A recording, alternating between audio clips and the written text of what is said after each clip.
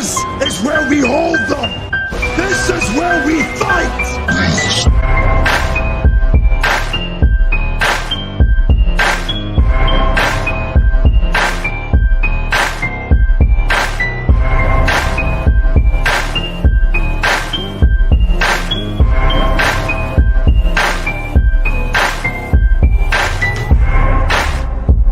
You are now listening to Sweep the Rack podcast featuring Brooklyn Rob and Big Mike.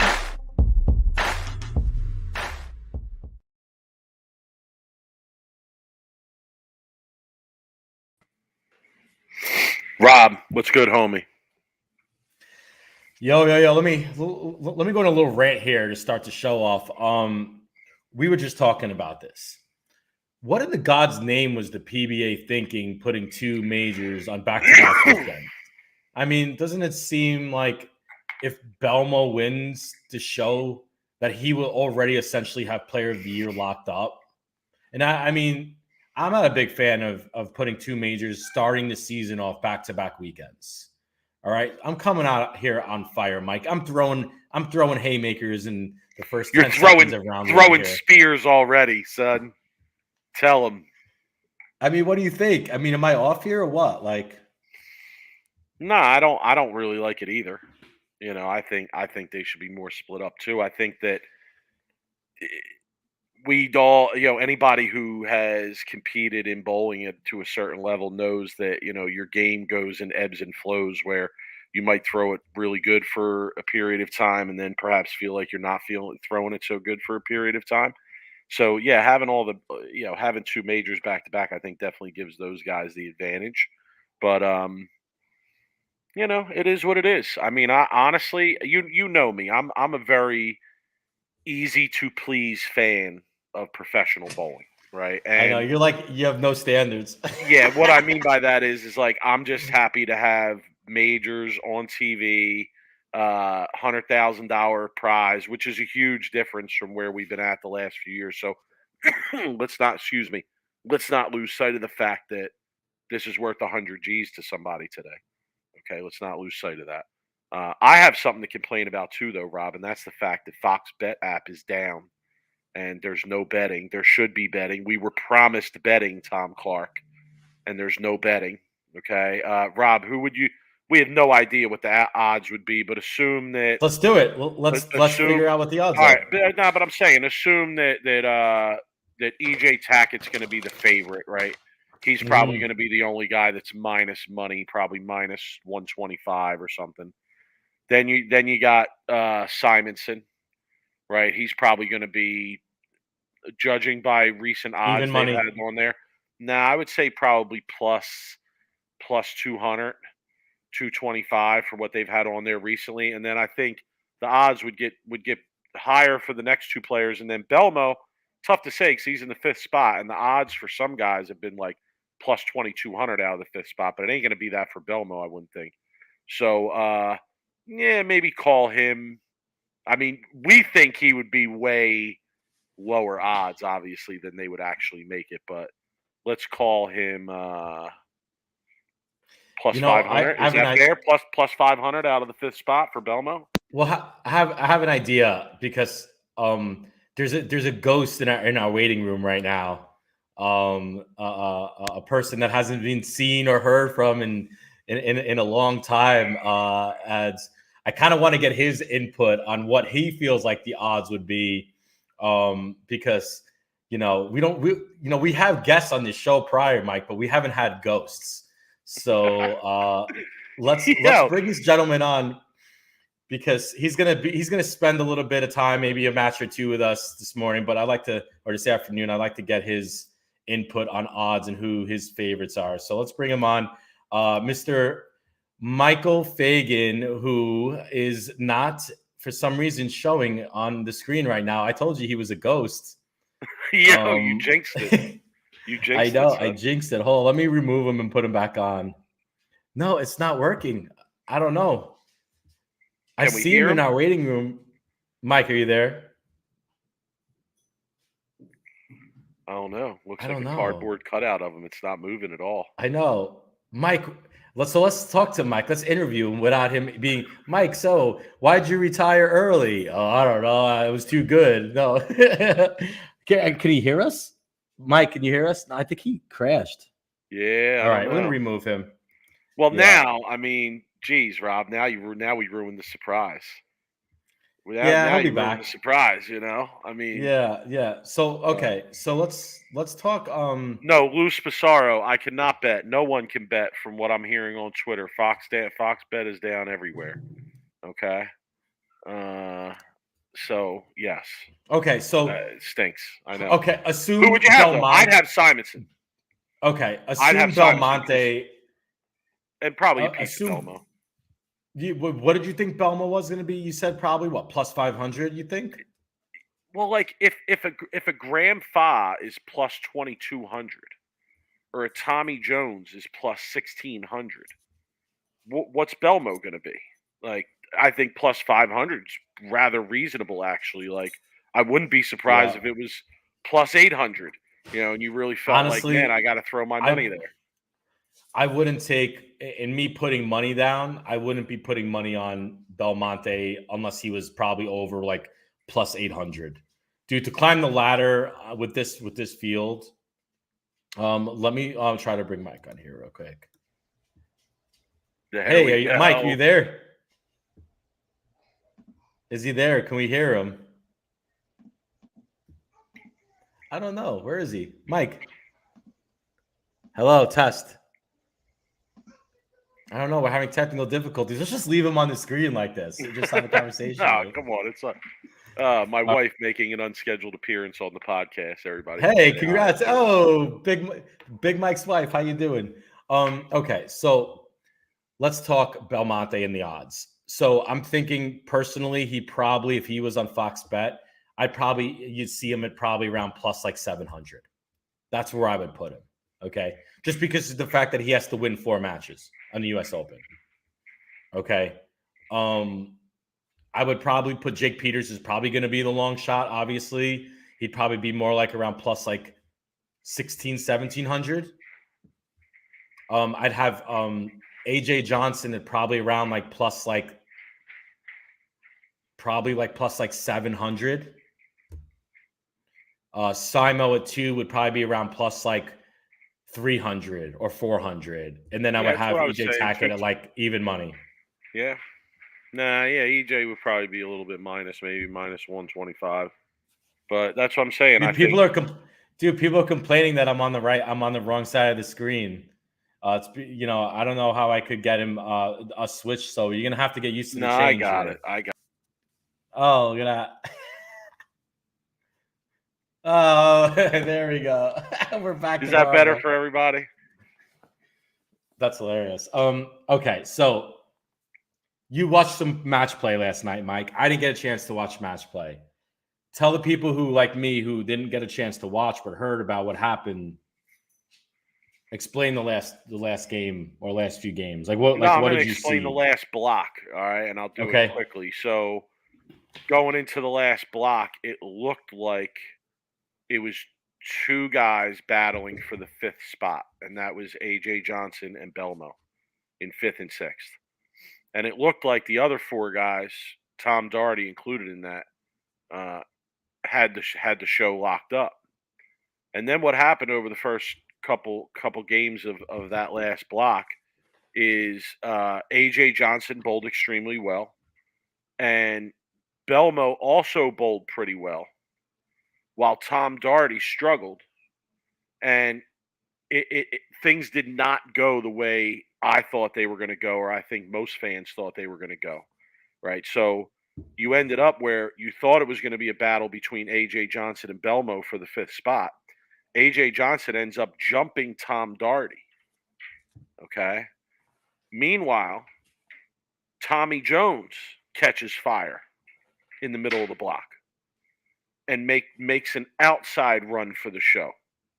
So in the position round, you had Daugherty versus Belmo, where the winner was basically going to go to the show because there was less than a 30-pin difference between them.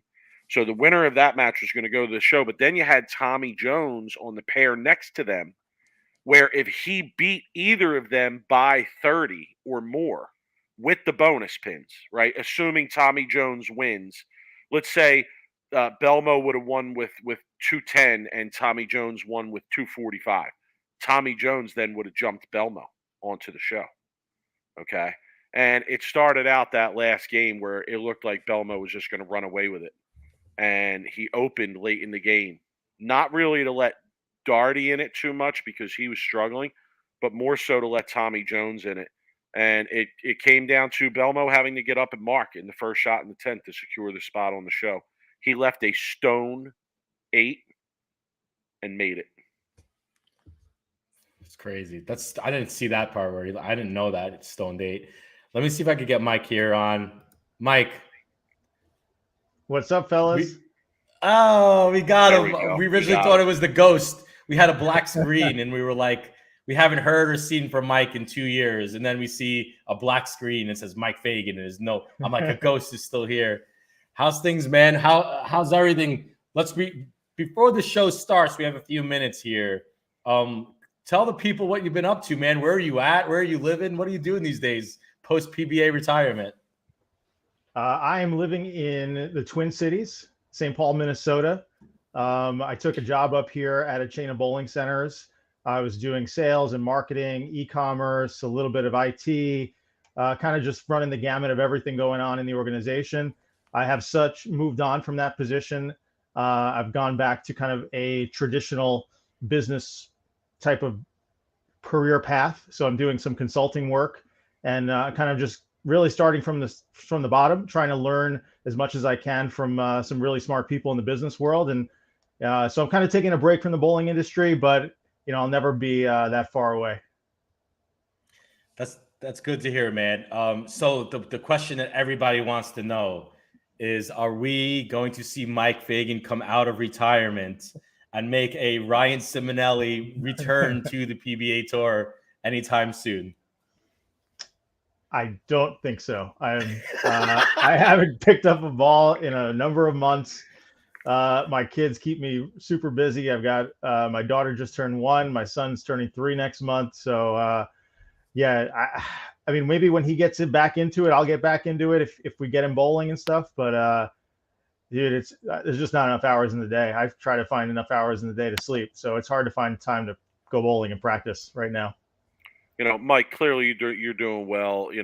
Everybody who knows you from the bowling community has always known you to be a smart guy, and we know you're doing well. But I want to know what your reaction is, and that's why I preface this question. I would like to hear your reaction to the increase in the prize funds over the last couple of years. Like, does someone like you who stepped away from the game for let's be honest, partly for that reason, we had you on and you told a story about how you made all the major championship shows, or all but one, won a few, almost won Player of the Year, and you were kind of in the same financial situation you had been in the previous year. So that impacted your decision. I don't want to say do you regret, because I don't think you do, but what are your thoughts on those changes to the prize funds and guys like you who stepped away or maybe didn't take that shot and now they're bowling for at least decent money from time to time? Yeah, I think it's fantastic that Bolero has come and stepped up, and it seems like based on this week and the Masters, the USBC has also stepped up and put up $100K for first, which is fantastic. I'm old enough to remember when I first started on tour, every major paid $100,000 and the World Championship paid $120,000 back in the early 2000s. So, this is definitely a long time coming, and I'm glad Bolero has ponied up. I think, when I was looking for my new job that I just started a few weeks ago, it did cross my mind. 5-6 events for $100K. That's pretty nice money. So I think, I hope Belmo doesn't take it all and they spread it out a little bit between some of these guys, but it's a great opportunity for them. And I hope it brings more people into the sport. No doubt. Mike, I was talking to Mike a couple months ago, and I saw the little bit of I saw it in his eyes that there's a possibility of a comeback. I was getting all happy. I was like, dude, you have to promise me one thing though. If you come out of retirement, you have to announce it on our show. And he's like, all right.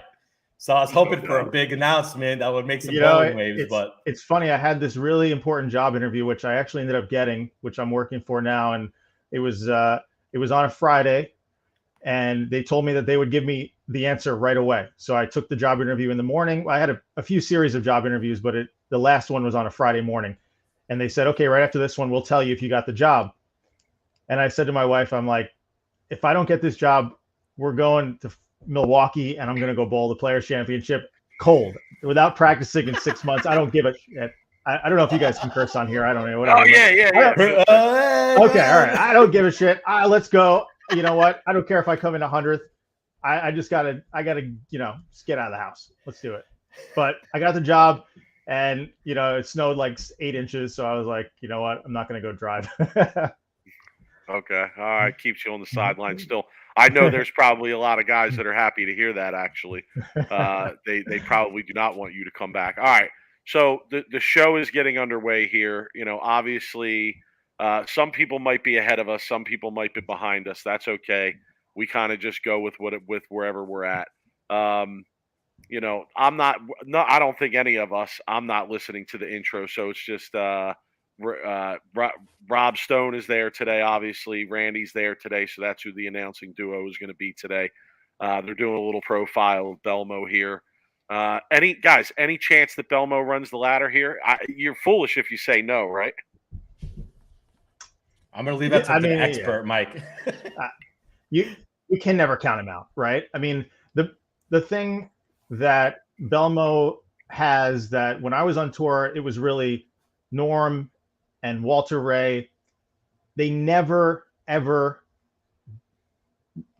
it away. They never let you have it, right? They're always going to fight to the end. They're going to make you earn it.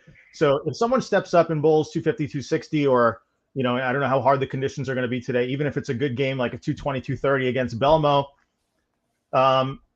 then yeah, he obviously has a little bit of work to do, but Belmo is never just going to tank. He's never just going to give you the match, no matter what the condition is. Yeah, Keep for sure. himself in it. Yep. Rob, thoughts? What we talked about the odds, but is it foolish to say no? Belmo can't run the ladder here. Oh, I mean, if you said he couldn't run the ladder, you'd be fooling yourself. Is it going to be a lot harder to run this ladder than previous ladders? I think this is going to be a really extremely hard ladder to run. AJ Johnson, then he has to go through Anthony Simo, who, obviously has 2 majors already. But Mike, first reaction, there's fans. Actually, you can see the people now behind the bowlers instead of those stupid big electronic boards that they used to have that wanted to make you just you couldn't see any fans. And part of the great part of watching live majors is the fan interaction, and seeing the fans, react and applaud. And Mike, previous shows were terrible, but I think they listen to us. There's got to be somebody listening to us because the fans are back. All right, so they're going to go right into the action here. No commercial break. Belmo starting out, Urethane. I don't think there's any major surprise there. No? I mean, I don't think so. I mean, we got to see what the lanes are doing, but I'd be surprised if he's got a good look with that Urethane. Mike, last week on the right lane, he was lights out with that pitch black. Deadly. So he's obviously comfortable with Urethane. I think he's a lot more comfortable with the Urethane than he used to be honest with you. Absolutely. Just my thoughts.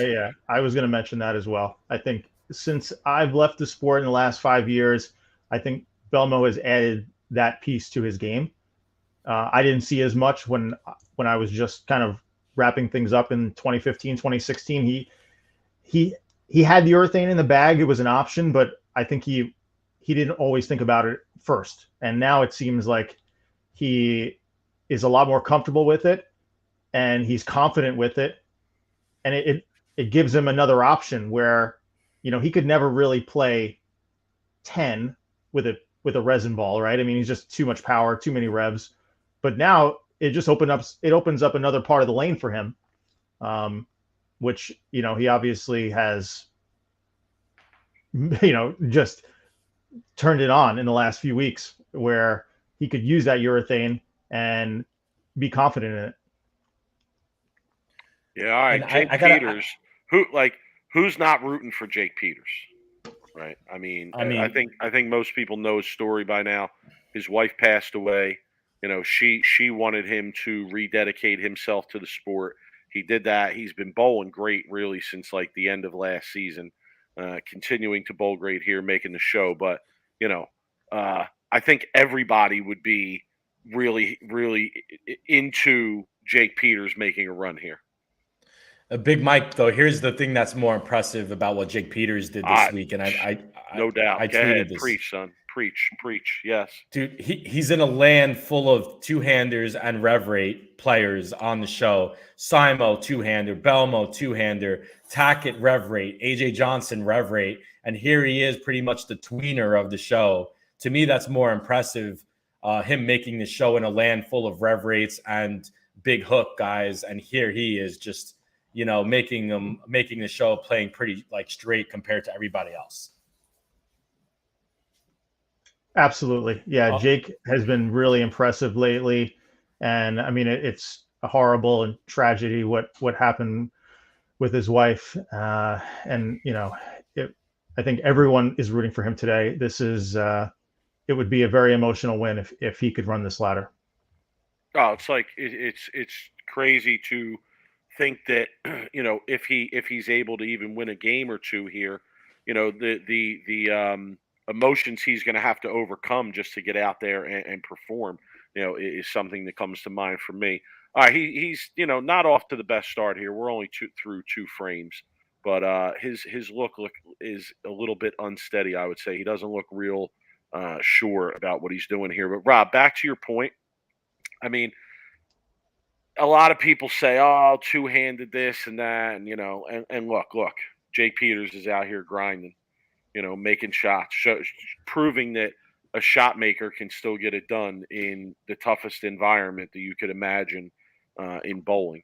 So, yeah, it's impressive to see. I like seeing it. I think that it's good to see those examples when you have the arguments going on the other side about, there's too much dominance by the two-handers, or if you're two-handed, it equals automatic success. I think that, there's a lot of nonsense to that.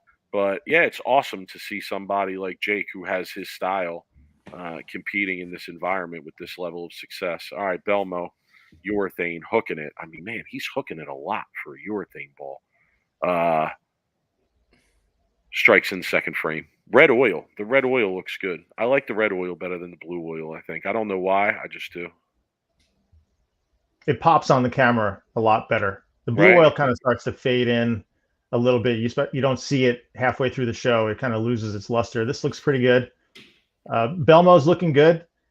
I think, you're right about two-handers, though. I mean, it can be disheartening when you're watching them do something that a one-handed bowler is just not capable of doing, hooking a ball that much, or, throwing it that hard and getting it to hook, which this guy's a sicko. It's hard to watch. But, there's sicko. Also something to say about Jake, who can play straight, and he can get out there and kind of jam it in there, which is he's been doing a lot lately, especially on the shows that he's been making. So, that's a kind of an edge to him. If he can get locked in to the right, throwing it hard and straight, there's not too many guys on the show that can do that. So, Fagan, here's a good question from Chris. Would you consider this slow rolling for typical Belmo? A few years ago, I would say definitely, but this seems to be more conducive to what he's been doing, especially on TV with Urethane of recent, getting into that position where he can throw it a little bit softer, which is not something he could ever throw at this speed with resin. It'd be impossible. So he's gotten more comfortable in this line, but slow rolling it. Yeah, I mean, for a Urethane ball, this is pretty tamed down speed for him. All right, Belmo doubles. Jake Peters gets up in the third and strikes. I have him going up in the fourth here. All right, and yeah, another strike for Jake Peters. Looks a little bit more sure about what he's doing. Definitely seems to have figured some things I'm surprised, out. Mike. I'm surprised that last ball actually came back. Like And hooked, right? That was right. Yeah. That was pretty I wide. know. Yeah. Maybe they're a little bit. I don't know. Sometimes you don't know if they're just making them look easy because they're that good, or they're just that good. You know what I mean? So you don't know until really you see other players. But Well, they don't. I could be wrong here, but like, I think practice factors into that too on these shows, because these guys probably got a decent crack at the lanes before they actually got on the show. So, I'm sure, they're able to go out there and try and manipulate them at least a little bit in the way that they want, and maybe create a little area that possibly wasn't there when they were switching pairs earlier in the week and, didn't have that opportunity. Thoughts on that, Mike? Absolutely. Yeah, I think they do have a few minutes to burn up a little bit of a spot to throw it at. I'm not necessarily up to what the patterns are this week. It seems like they're not bowling on a flat pattern right now. But as the heads start to break down over the course of the show, things could get a little bit swirly, no doubt. I mean, the ball could. I think that right now you're probably seeing the sharpest back end that we're going to see all day, which may be good, may be bad. We gotta kind of wait and see how the lanes break down. Now, Belmo obviously using urethane two-handed, being the first match. How much does that affect the rest of the field in the later matches? I'm assuming it's going to really make things a little bit challenging for Simo and Tackett on the right and AJ, right? With Belmo playing using urethane, as just a two-hander. I would say the opposite. I would say that it's probably better off that he's not starting too deep, because most of those guys are, I'm assuming, I don't know. I didn't watch what's going on during the week. I saw the scores, but I didn't know what the guys were playing. And, if EJ's doing his normal deal from the middle of the lane and Belmo starts in the middle of the lane, he could really chew that up. So, but him starting the right, it probably keeps their shot in a little bit better place. Yeah, this particular, so there were 4 different patterns, Mike. Only one of them was flat. I think it was 37 feet flat, and that was like the second day of qualifying. This pattern, I believe, is the pattern that they used for match play. And honestly, I tweeted out, I had never seen PBA players play so far right, so deep into a match play block as I did on this pattern. So it seemed like no matter how they developed or where guys were playing them, even in game 6, 7, 8, most players were, their feet were not that deep. Their angles were not that extreme. Maybe with the exception of Simonson and maybe EJ Tackett, which probably says something. Obviously they were 1-2, but generally a lot of guys were playing further right, deeper into the block, which I found kind of interesting. And I feel like you're seeing that here to start. I don't know how that's going to develop as the show goes on, and whether you're still going to see guys playing that part of the lane deeper in the show, but definitely something to watch for. All right, we got a tight match here. I mean, Belmo, Jake Peters is staying with Belmo here. It's not that Belmo is bowling bad. He really even hasn't made that much of an errant shot yet. But Jake doing a nice job of staying with him here, even though he's got a 4-pin up right now. So tight match so far. So Big Mike, I'm going to go out on a limb, and I'm going to say I'm going to go crazy here. I don't think we see a missed spare on the show today. I don't think we see a missed spare. Oh, we're definitely going to see a missed spare on the show today.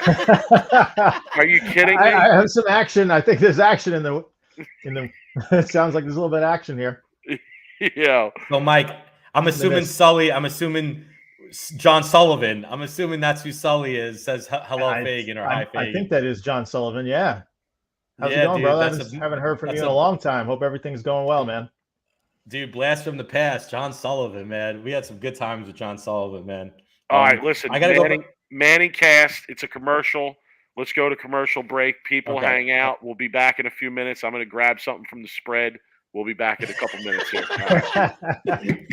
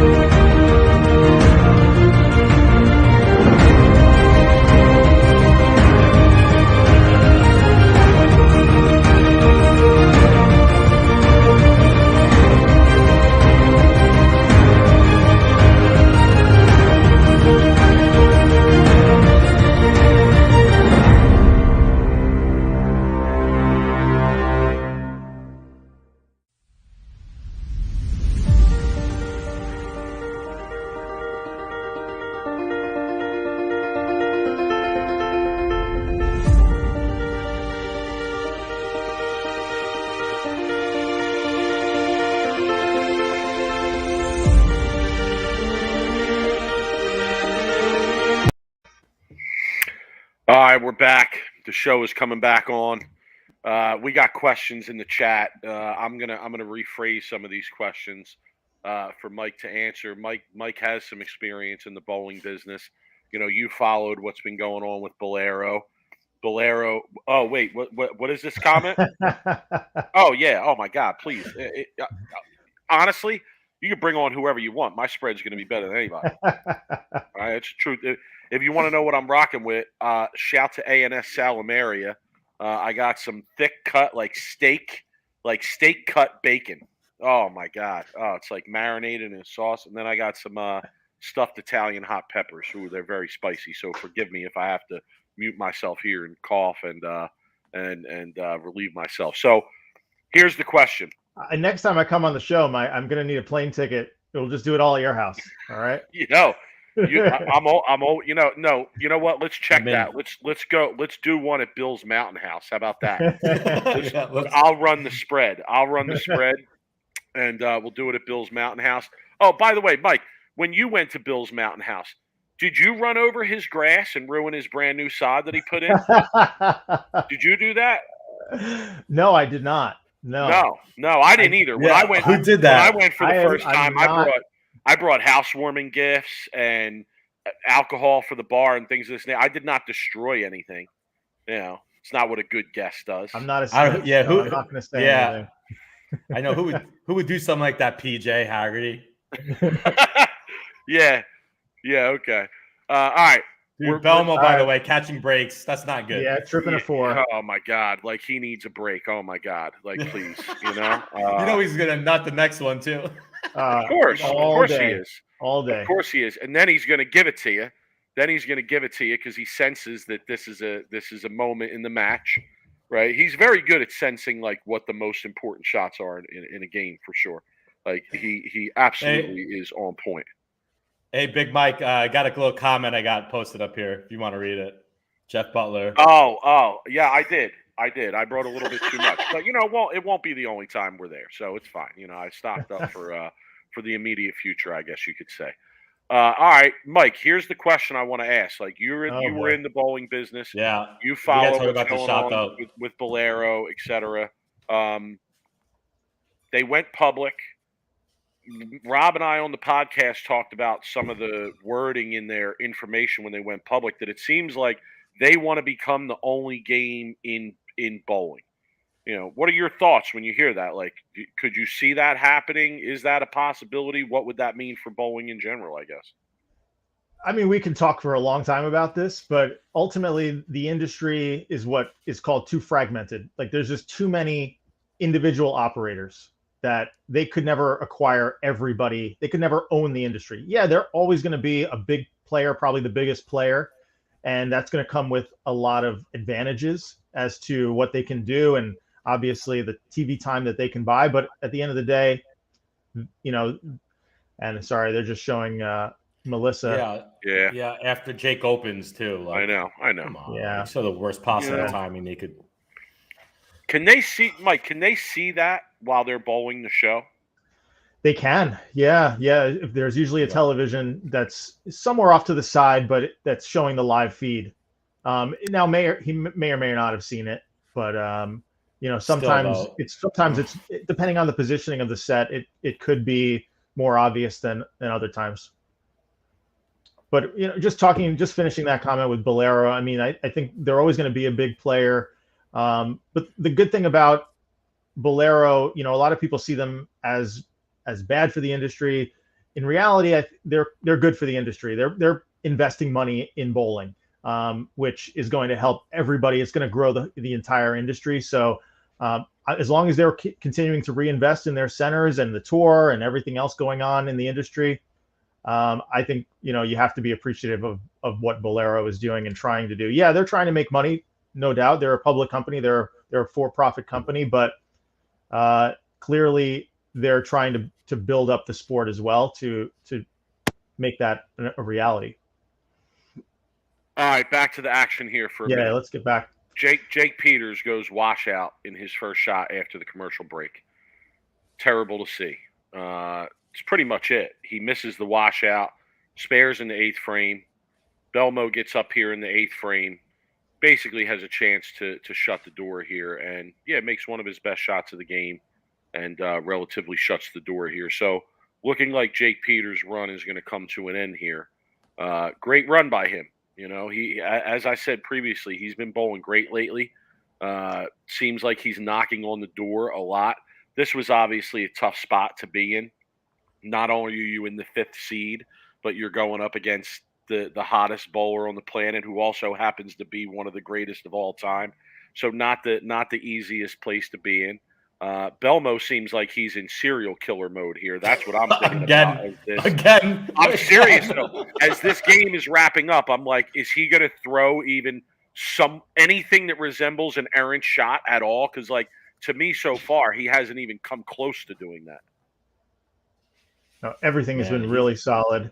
The unfortunate thing that kind of bit Jake with that washout is he was playing further to the right. He was trying to get his ball to bounce off of 3, 4, 5, and on these tough patterns, that's a fine line. So that can be a washout pretty easily. And obviously, he got a little wide with it. And like I said earlier in the show, Belmo never beats himself. So you're gonna have to go out there and bowl almost a perfect game, not a 300, but you're gonna have to make 10 great, fantastic shots in order to compete with Belmo. Is it me, or does it look like Belmo lost some weight? He looks skinnier, doesn't he? Like he looks like he lost about 15 pounds. I'm just saying, he took the off season pretty seriously. Like the time he was off, like you could tell he didn't he didn't step away from the game. He got it. He worked out. He got back on track of where he's throwing it, because these last 2 shows, I mean, he looks so good right now. It's scary. Yeah, I agree with you. He looks great. He looks slimmed down.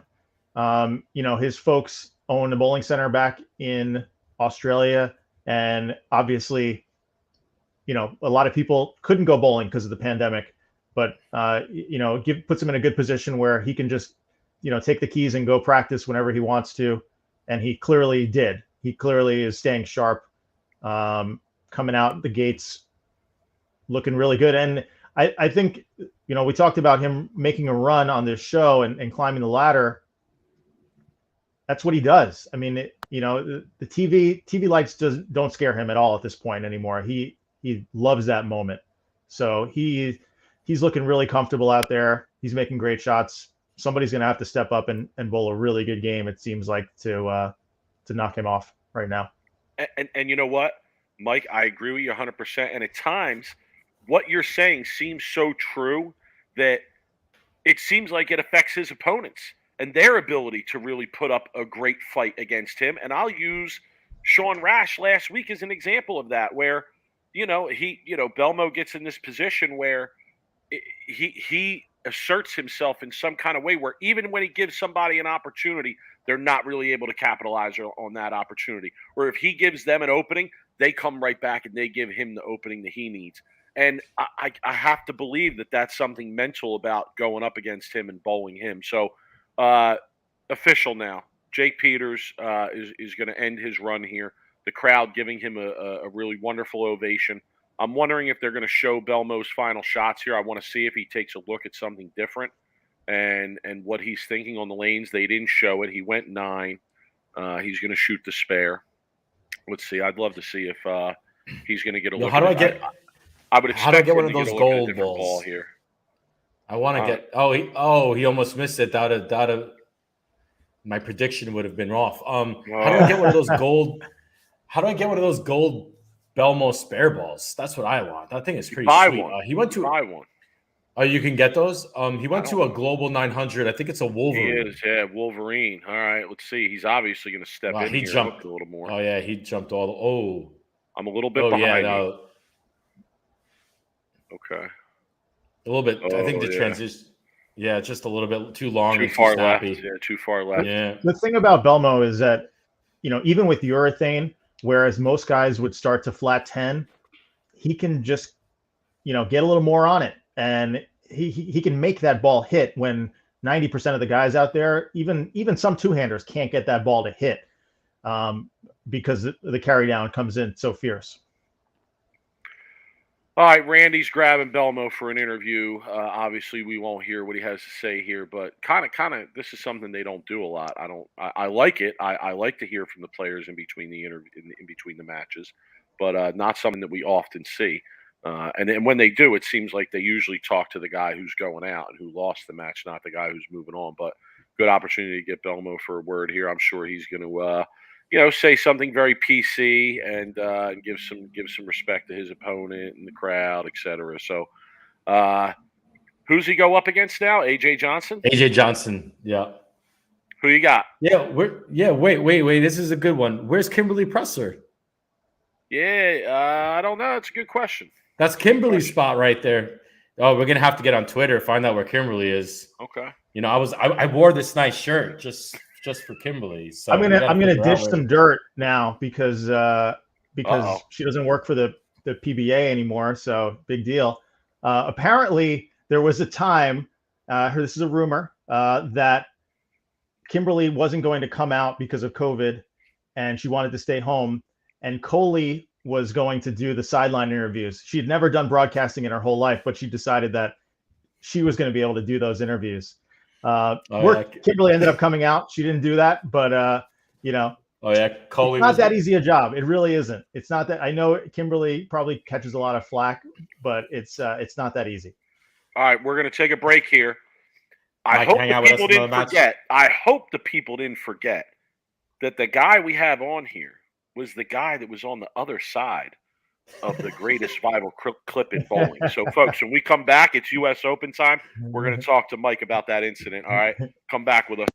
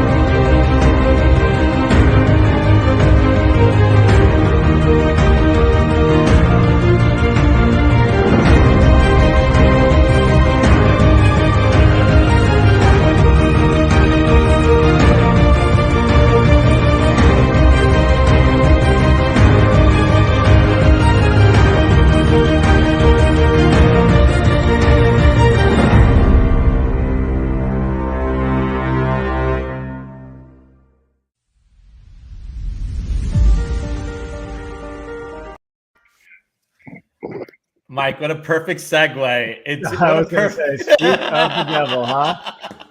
Wait, Made it back. Mike. Made it what back. a Oh my man. God. Oh my God. 10 years, man. I can't believe it's been 10 years. No, I just brought it up. It's crazy. It's like they're doing it just for us. Oh my goodness. So, Mike, when you came on our show, you were one of our very early guests on the podcast. Yeah, And it was literally like second guest or third. It was like 3 years ago till almost to today, I think. yeah, we were calling in favors with all the people we knew because that's where we started out. So you came on the show, and if people haven't listened to that interview, I know it's a while back and it's one of our older ones, but Rob, it's definitely worth a listen. It's a great interview. We got into so many different topics, and I saw some people in the chat asking some questions that honestly were answered in that interview. So go back, take a listen to it. But Mike, in that interview, you talked about how when you were going to school, people in your class mentioned that viral video, and they had no idea that you were the guy who were on the losing end of that match, and you brought it up and you blew their minds. So I want an update on that. Has that occurred at all since then? It has actually, yeah. A couple of my coworkers at when I was working at MGM in Las Vegas, they sent me. I guess it was like the 8th or 9th anniversary of it, last year or the year before, and they saw the tweet or whatever ESPN put out.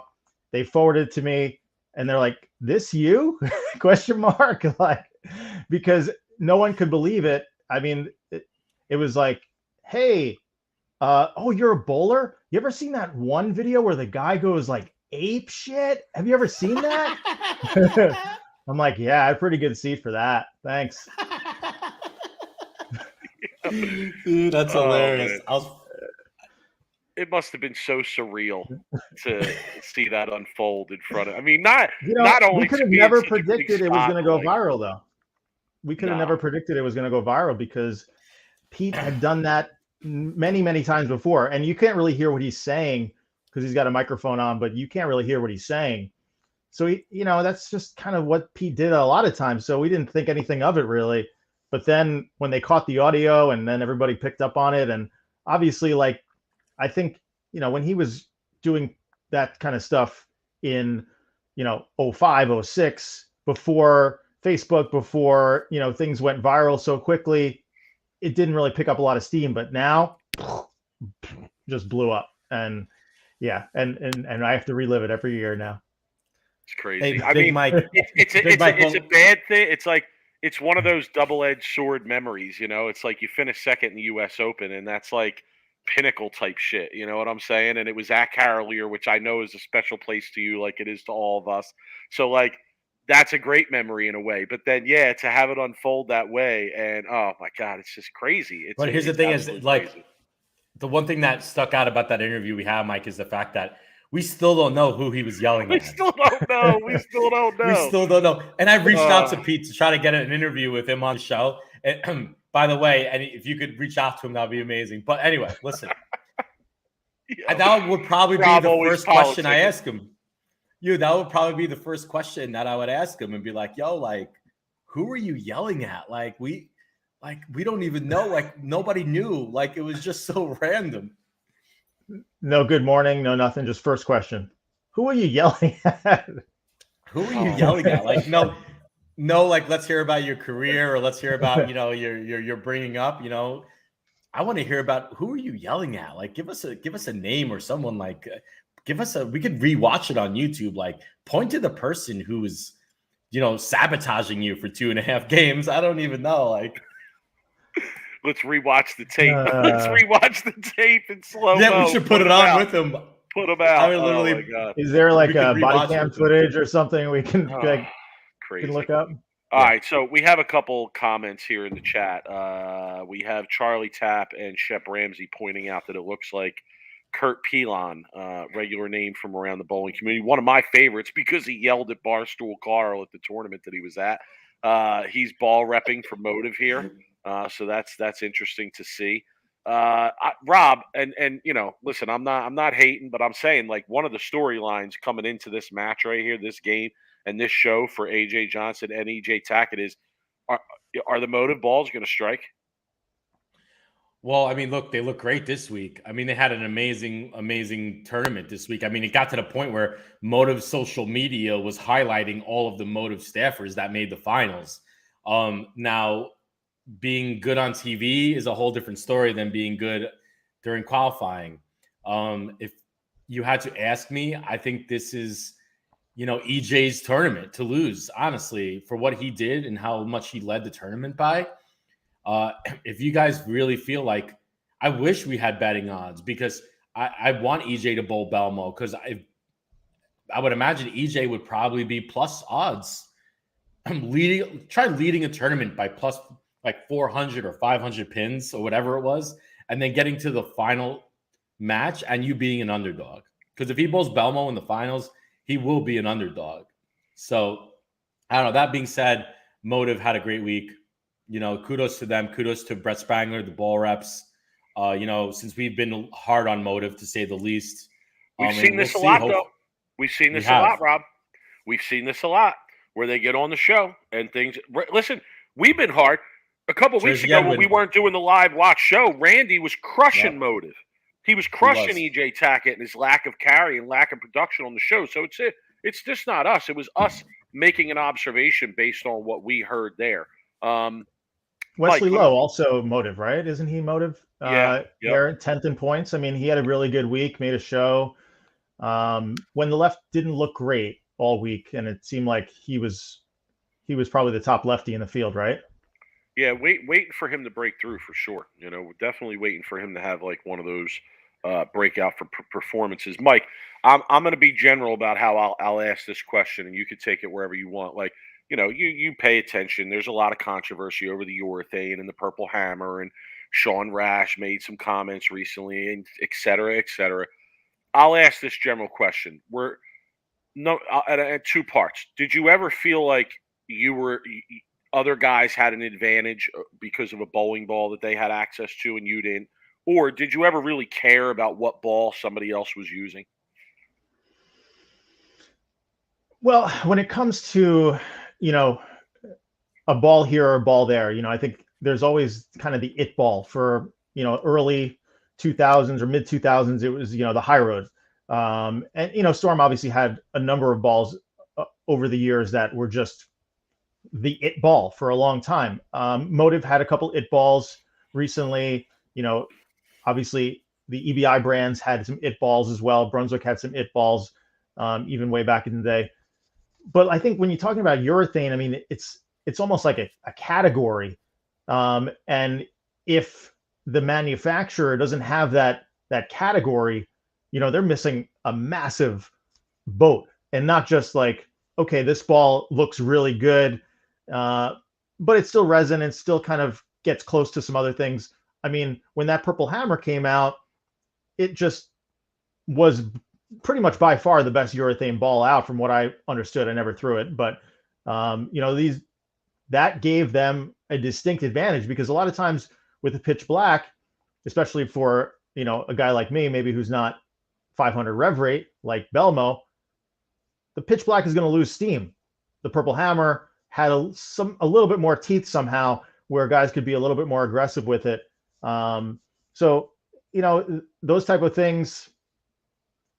Yeah, it's easy to look at that guy that you're bowling next to and say, wow, if I had that ball, I could do this. But, at the same time, you just have to like kind of go with the punches and figure it out.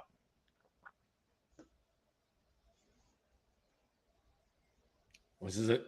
Oh, Mike, I think is on mute. We can't hear Mike. Mike, we can't hear you, buddy. That's probably better. Myself.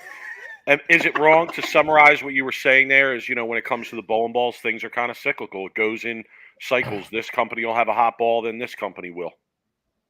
Definitely. Oh yeah. Okay. For sure. And as we say that, what ball is AJ Johnson throwing? It's the same ball they always use. I mean, like, you want to talk about all-timer. You want to talk about and a lot of those guys were throwing this week. All right, a little update on the action here. Belmo comes out, still throwing urethane, goes big four, double whammy, big nuts in the first frame, opens the door right up for AJ Johnson. AJ Johnson gets up, horrible shot, crossover, so obviously not real comfortable there. Gets up on the next lane, misses way right. Very, very fortunate to strike there. Very fortunate. So AJ Johnson looking a little confused here to start. Belmo with the big four, sticking with the urethane, moving left with the urethane too. Mike, like you were saying, he can still get that ball to tip. He can still get that ball to hit, even playing that deep with the urethane. Wow, that's impressive. You know what's funny here? You know what's funny? How Mike was just talking about it balls. Could it be any more it balls than a Venom Shock versus a Pitch Black? Like that, those are two of how many urethanes has Storm released since the Pitch Black? Yet everybody is still throwing the Pitch Black. How many resin balls has Moto released since the Venom Shock? Yet AJ is still using a Venom Shock. So that's an interesting point because that's exactly what we're seeing right now. All right, let's see. Yeah, much better shot there from Belmo. Yeah, AJ's reaction just from the get-go, I don't like a Venom Shock on this pattern. If Belmo was using a urethane ball, I just don't like AJ throwing a Venom Shock right now. I could be wrong, but just he missed left. He missed the head pin left. He missed right. He 2-8 and he struck. But, I mean, he's going to have to really start puring these shots. Looks very aggressive to me. I'm telling you, I just don't like that Venom Shock reaction. It's just there's just still too much seems wet dry to be throwing that ball right now. Oh, Belmo would be. Oh, dude, Rob, as soon as you say that. I know. Belmo understands that right now he's still got to control the back of the lane. It seems they still seem fresh. Mike, am I wrong here in that assumption? Yeah, this is some super high level shit going on right here. Well, yeah, it is. Belmo is taking a lot of the lane out of play, and AJ coming in, going around it a little bit more. That first shot, Brooklyn probably threw him off a little bit. You know, these guys get practice though. I mean, he probably got 8 or 10 shots on the pair. But in a one-game match, you know, I mean, you kind of have to weigh the risk and reward such a scenario, right? It's like, yeah, this Venom Shock or whatever ball they're using may look great when you throw it great. But what happens if you don't throw it perfect? Then, you know, are you leaving yourself something you could make? Yeah.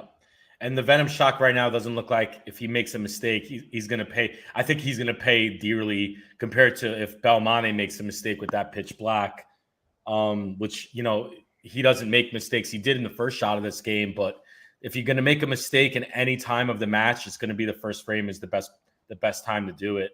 Yeah, much better shot there by AJ in the fourth frame. He's got to ace it. He's got to ace it. Yeah, but that like Mike was saying, you know, I mean, yeah, if you're not going to throw it good, what are you going to leave? And he's in a tough spot. But that one was a really good shot. Also, want to point out that, you know, Belmo opens with the big four.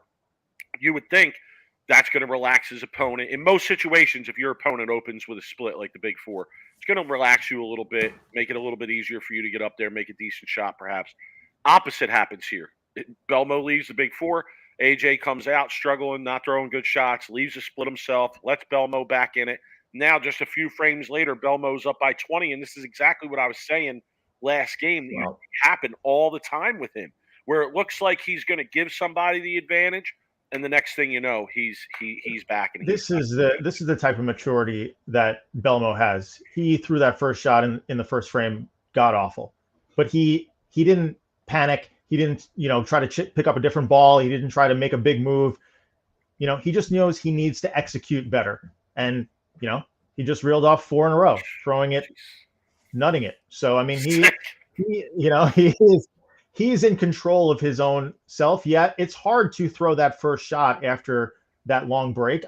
I'm assuming he got a couple shots of practice here and there, but it's also it's not the easiest thing to come off that. I think it was a double commercial break and just I know, like 6 commercials. Stay in that rhythm. Mike ate half his spread in that commercial break. I did. I was going to town for sure. So here's something that I want to mention based on Mike's comment there. Yesterday on Twitter, a young guy from Florida, Trevor Roberts, who's actually been on the show and he's starting his career on tour. He tweeted out that he bowled with Belmo and Sam Cooley, right? Rob, you were in on this tweet, I believe, too. Well, right? I asked him. Yeah, I asked. That was the reason I asked. And he said, you know, it was just so impressive to see how good those guys were. And he mentioned Belmo specifically. And I asked him, tell us a couple things that really stood out to you that made a difference in his performance and his bowling. And Mike, one of the things that Trevor said is what you just mentioned. that when he's struggling a little bit, there's no panic whatsoever. There's no panic. And you're right. Like, other guys where they get jittery because things don't look real good or they're not real confident. He just kind of slows things down, does what he needs to do, brings his level of execution up just a bit and gets himself back in it. All right. Fair to say AJ Johnson's back in this match now here? Oh, yeah, 100%. Okay. But here's the thing, Chris. I like this comment. If you're Chris right now, I mean, do you try to get under the goat's skin? Do you try to talk to him? Do you try to get a little bit or do you gonna wake up the beast? Don't poke. Yo, I'm all about poking the bear, man. I'll try to do anything I can, especially to get Belmo out of his game. I don't know if that's possible, but I think at this level, if you are thinking about what your opponent's doing, you're not laser focused enough on what you're doing. And if you're trying to get in their head, you're not necessarily in your own head enough. And if he tries to open his mouth to get himself riled up, because I know he's done that in the past, AJ's pumped up, gets a shot going and gets himself pumped up. That's one thing. If he tries, I wouldn't see him actually trying to say something to Belmo, or really anybody. I mean, for AJ, what I've seen in the past, AJ is just about pumping himself up and getting in the moment. The only thing he should say to Belmo is, "Sir, can I get you a drink?" No. Are you okay, sir? I mean, really, come on. Don't poke the bear, all right? All right, we're on a commercial break here, but we're going to stick around. I'm going to read you guys a tweet from Bill O'Neill because our buddy Bill, even though he's not here with us tonight, Rob, he's still providing gold for us in our live watch here. Here's the tweet. Are you ready? People always ask me what it's like getting to travel with Belmo. Well, today I had to check out of the hotel at 11, so I have 7+ hours to kill until the show's over. Went to a Target, walked the mall. Now I'm in a Starbucks watching the Sixers game. What an honor it is. Thoughts on that tweet, guys? I think Mike could probably relate more than I could. I could definitely attest to that as well. Yes, yeah. I'm surprised he didn't go a little deeper. Usually, rooming with Belmo means being a travel agent, a taxi, and after being in the States for 15 years, you think the guy would be able to get around here, but I don't know what to do. I'm from over here, whatever. Come on, you can get an Uber. That's a long day. I mean, checking out the hotel at 11 and having to wait until the end of the show. That's a long day. We gotta talk about Mike's Australia, dude. That's so good. That's such a good accent. How someone grew up in New York could have that good of an Australian accent or imitation is so good. Mike, you should read Michael Tang, or is it Darren Tang's tweet? I guess someone said off Darren Tang or Michael Tang. And I guess he was responding, and it was a pretty funny tweet. And I know Mike jumped all over it. Can you pull that up, Mike, real quick? Yeah, so his original tweet was, "So many ignorant comments / advice on the U.S. Open from your average bowler. Just sit back and appreciate how good the guys at the top are performing." Dude, my guy someone pissed him off. Let's see. I said, there's a lot of responses here. I said, they are ignorant because we allow them to be. Then he came back and said, "Don't bunch me in the we," hence this tweet. And I've responded by saying, fair point. I'm not in that bunch either, but at some level, we're all guilty of allowing ignorance to run rampant. And you know what? I mean that. I don't care who you are in the bowling community. We've all contributed in some way to what has happened over the years and decades of us all being involved in the bowling community in terms of recognizing the fraudulent side of the game is the word I'll use at this point.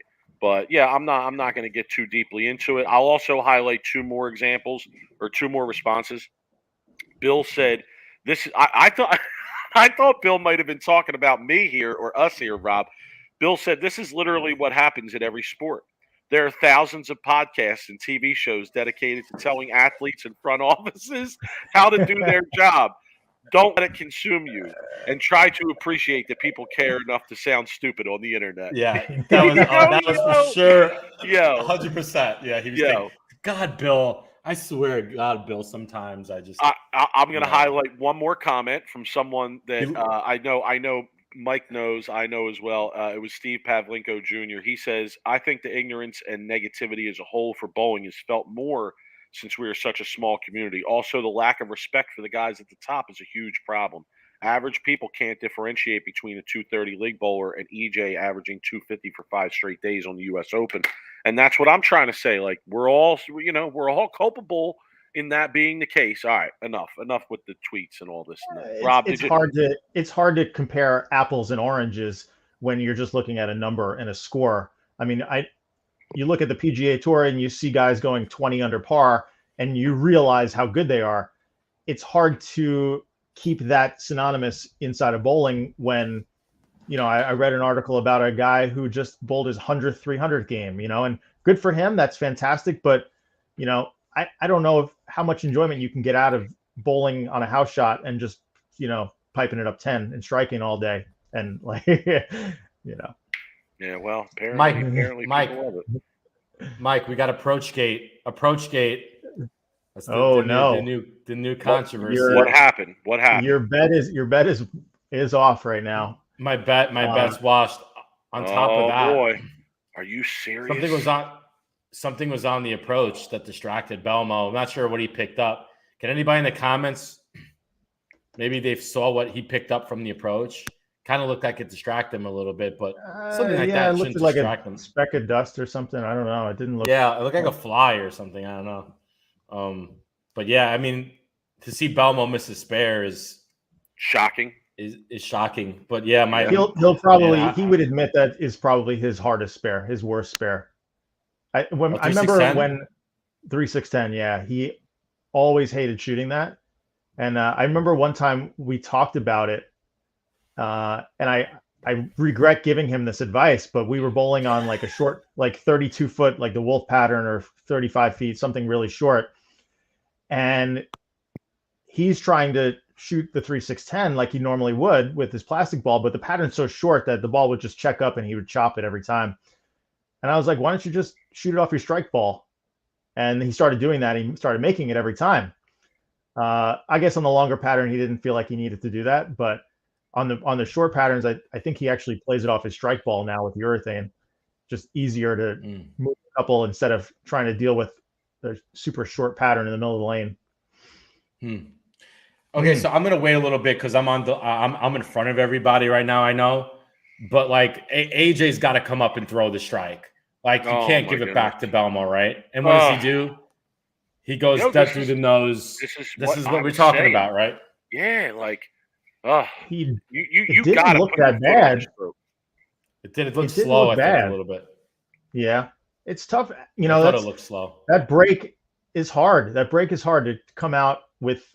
I think everybody who bowls in a 2-man or 3-man league and they're used to just rapid fire shots, sit down for 10 minutes and then just try to stand up and throw a good one. It's hard. It's not easy. So, let me ask you, Mike, is it harder? Is it harder mentally or physically? Like, is it a physical thing or is it a mental thing or is it both? I think it's probably a little physical more so. I mean, you're in that rhythm and, you kind of sit down. If, I tried to, during those commercial breaks, I would try to stand up and move around and, bounce around and just try to keep my legs moving. That wasn't a good shot either. Yeah. Oops, sorry. I might be ahead of you, but that's fine. No, it's left fine. The target also. Yeah. I'm telling you, the ball's going to get him into trouble. I'm telling you, the ball's going to get him into trouble. And I've been saying it all game. I don't like the ball selection. I don't. I think he needed something that was smoother, something earlier, something that he could, miss left and not go dead through the face. But this is what's been going on, though. I mean, Belmo and Jake were both playing to the right. There's nothing really built up in the middle of the lane. Right. So maybe by next game, there's something more that Simonson can attack. But right now, it seems like the middle of the lane is just sharp. Brutal. Yeah, Belmo's now getting up on a strike here. If he strikes here, he'll go up by 10 and he'll be on a double. So this is such a big shot for Belmo right here. And I don't expect him to do anything other than hit the pocket. Now, if he strikes, that's a whole nother story. He's going up by 20. He's going up by 20 if he doubles here. Oh, 20, right? And you'll be on a double on top of it. Because if he doubles here, he's going to have a possible 183 in the 8th, and the best Johnson has is 163. Yeah, but ultimately on paper it's plus 10, but God. it is. Oh my God! So that is that. I don't know if everyone's caught up and see that strike. I mean, that is like that's the epitome of what separates Belmo from other people. Not just the fact that he executed there. 90% of the guys throwing the urethane from that angle, that's a flat 10 all day. Right. But he slapped the 10. He still can create enough power, just enough. It doesn't take much, but just enough where, now that's a strike. Instead of them both maxing at 223, now he's about to go up 20 if he strikes here. Yeah, he could put this away. Not put it away, but it's funny, like, you think about bowlers that we watched growing up, like Walter Ray and a Pete Weber, right? And those guys kind of get to the level where when they needed one, you always expected them to get it, right?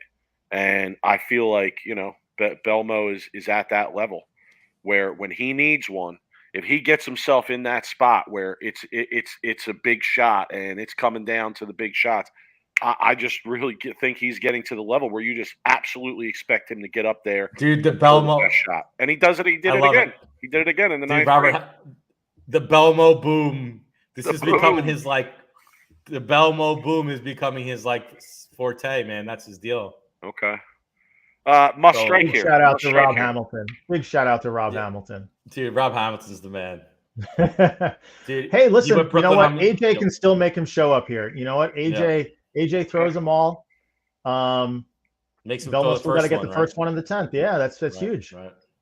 And when your opponent's throwing urethane, regardless of how much their power is, you never know when that flat 10 or stone 10 is going to come when they're throwing urethane. That's a good point, Rob. He's taking a re-rack here too. He's gonna take the max slow down. Smart. It's exactly what you want to do. He's gonna take the max time here. Calm the nerves a little bit, I think, right? Well, he's still got to get him. He's got a double here to even make him show up at all. So yeah, well, he's got we'll see if we get the first one here.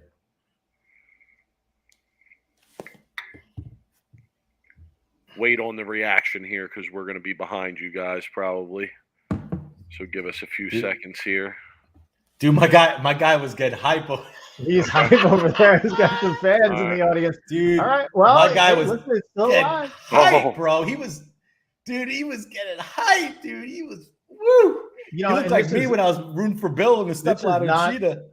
If AJ were to strike out here, I think this is the difference between the ladders that Belmo had run prior. I mean, no one necessarily made him get up in the 10th, especially the first show of the regional players championship. He had pretty much, every match was out by the 9th frame, right? And now you're coming against major champions, the best players in the world. This is the US Open. Like, these guys aren't going to just hand it over. So I fully expect AJ to show up here and make Belmo earn it. You could tell he's breathing heavy before he throws this shot. All right, give us a couple seconds here before we get to react to this shot. Let's see. Oh, I've seen it already. And look at the line, though. I mean, he didn't get it. He missed right. Look at the line. Right. I don't know if he did, though. I mean, look at if you can go back, the line is right on top. I think it might have been just a little firm. Maybe got a little pumped up. It just didn't quite make it, but. So 182, 20. So Belmo needs a mark. Yeah. Yep. What if Belmo goes split right here? He goes 9. Split. Let's see. 80, 8 split. 81. Any mark, yeah. Yeah, pretty much any mark. He needs a mark. Yeah, he needs a mark. Yeah, and maybe I don't think he got all. He didn't get all of it. Needs a mark to win. What is this? Like, I don't want to jinx it here, but what is it, like 95%? Like. That's what I'm saying. Like, very you really expect him to get it. Yeah, it would be pretty. I want to see if he gives the Belmo boom again. No, I expect a smoother reaction here. He's got him right where he wants him. Oh, all right.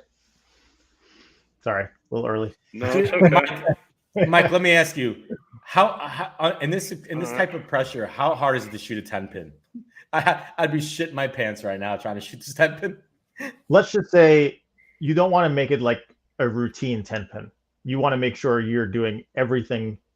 You're actively paying attention to everything you're doing. I mean, because a lot of times you can just shoot a 10 pin and get on autopilot, but you better make sure that it is. I'm standing exactly here. This is where I stand. This is where I look. I'm feeling good about this, and yeah, just talking yourself, hyping yourself up right before you throw it. Yeah, you got to stay in the moment. I mean, I think that's the toughest thing for everybody. Just stay in the moment. Yeah, the one thing I learned reading a sports psychology book is the fact how many times when I go up to shoot a spare when I need it, I'll go, don't miss left, don't do this, when you should be saying do this or do that, right? Like you want to talk yourself out of it, right? And that's how you miss it. Anyway, Belmo aces his 10 pin.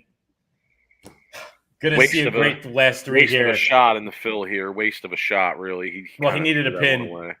I know, but he was trying to look at a different ball, though. Yeah, but I mean, look what it kind of goes back to earlier in the match, right? AJ starts off kind of slow, doesn't necessarily get into the groove until the third or fourth frame, and loses by a mark. So I mean, this is what you got to see. If you're going to beat Belmo, you've got to make 10 perfect shots, and they don't necessarily all have to strike, but you better ace 10 shots. All right, Simo Belmo, who you got? I got to stay with Belmo. Rob? Yeah, I got to stay with Belmo. I think if he wins this game, he's going to win this title. But I think Simonson might be tough to get past here. Okay.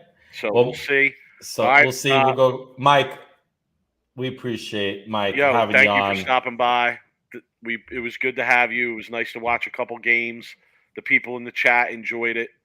So always appreciated. My pleasure, fellas.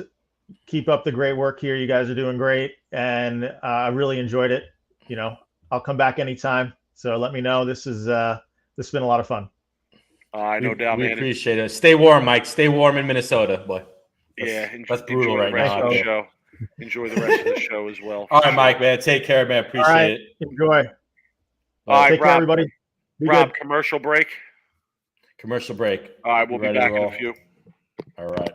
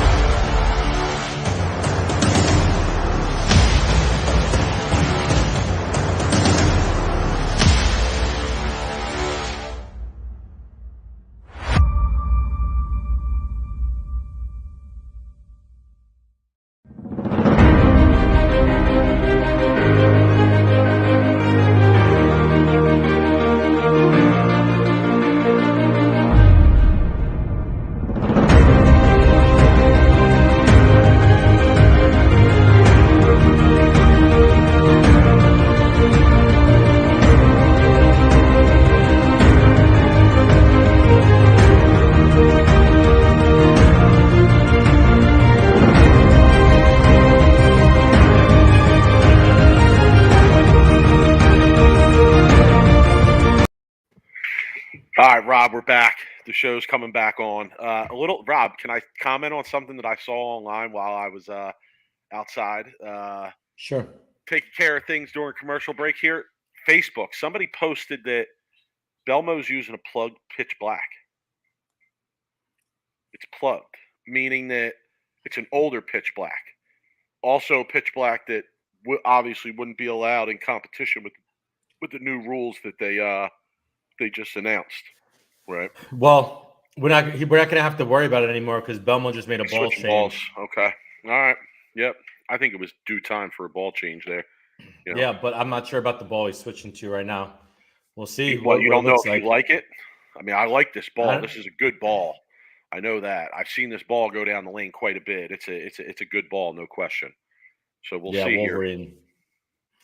So this is why he's the GOAT, man. He two games urethane, wins both matches. Oh my god! And then literally what a sicko. has the balls to switch mid ladder really to a resin ball, move an arrow, at least an arrow left with his feet and his eyes. Simo sporting the beard, son. I like it. The beard. I like beard. He does look a lot younger though without the beard. But here's the thing about storyline about Simo that I want to pay attention to. Simo's last couple shows that he's made, it always seemed like he wasn't comfortable. He was agitated, angry, right? We had talked about it on previous shows. Is Simo going to be able to keep his composure, Mike, because he's going to need all of everything he's got this match, right? Like he's going to need every ounce of whatever he mentally and physically to beat Belmo right now. So you're on the mental lookout for Simo here. I am. Yeah, I want to see how he stays calm, he stays composed, he's not letting anything agitate him. Looks like he's throwing the same ball here, no? Same ball. The Global 900 is very happy right now because their new release is getting thrown by both players in the US Open match. Evil Empire. But EJ is gonna have to try to slay it. So they're both. This is gonna be a great match. I mean, this is like the young bull versus the old bull, right? Like, yeah. I mean, Belmo's talked about it, right? He's talked about it how Simo is kind of the person he expects to carry on the torch of what he started with the two-handed game and his success out there. Okay. Wow. He looks like that looked into me. Did that look into? Yeah, right. That looked real into me. Now he could be playing that thing differently. Yeah, he knew it because he jogged off a lot. When I jog off like that, it means I got away with something and I struck. Ooh. Okay. All right. So yeah, that definitely gives you the impression that he got away with one there. Man. Yeah, for sure. Okay. He's not going to back down, right? Well, no. Yeah, Belmo. Whew. Did you just see his last shot, Mike? I did. Not good. Odds he makes this 50-50.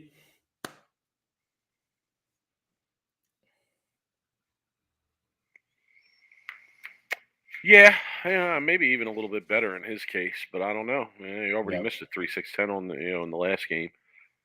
Yeah, let's see here. Seems like he should have made. I feel like he got robbed a little bit there. That looked really good to me off his hand.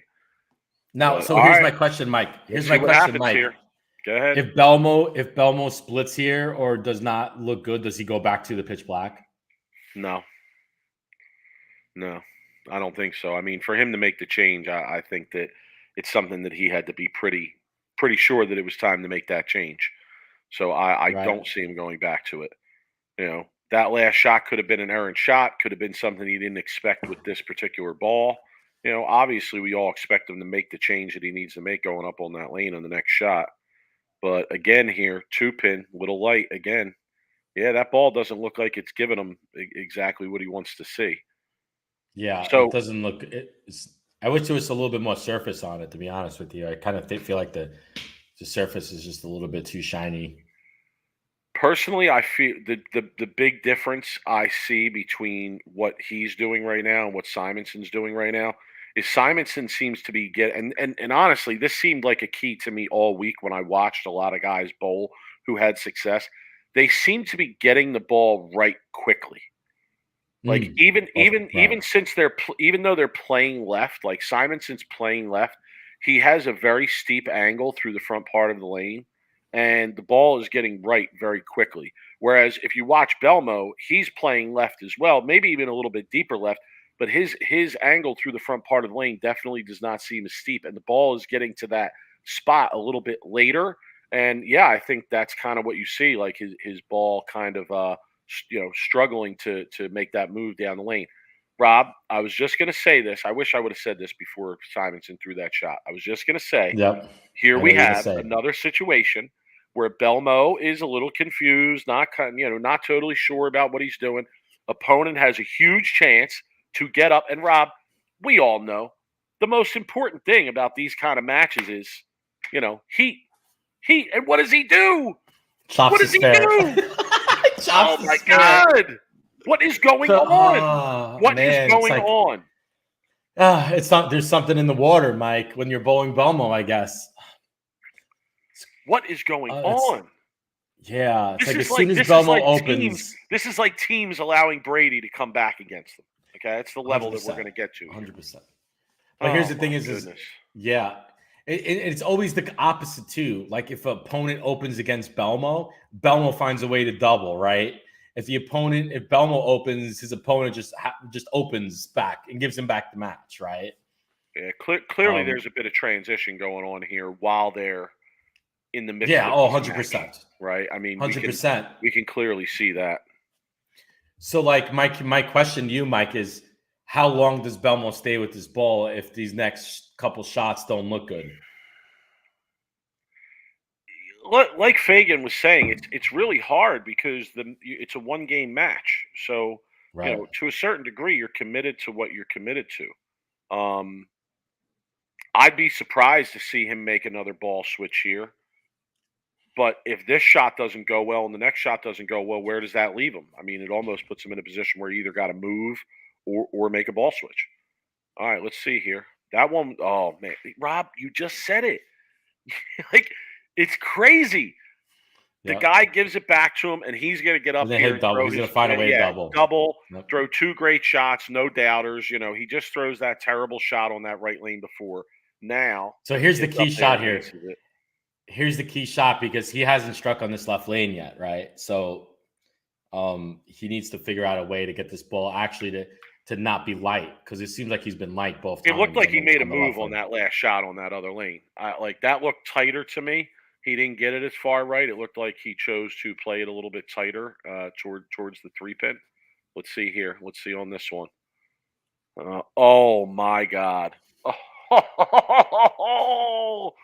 I hate that camera angle, by the way. Gracious. That camera angle always kills me, but man, what a shot that was. Oh, goodness gracious. Look, but those are the breaks now you're going to from a pitch black, right? Where you're barely tripping fives every shot. He had a couple where the 5-pin was late, and now he goes from throwing a reactive. He moves a whole like arrow. Now the stone 9's in play, right? And that's the difference in using a urethane and a reactive, Mike. Wow. Yeah. Wow. So Simo, like this is a close match, a lot closer than I with all this stuff going on right now.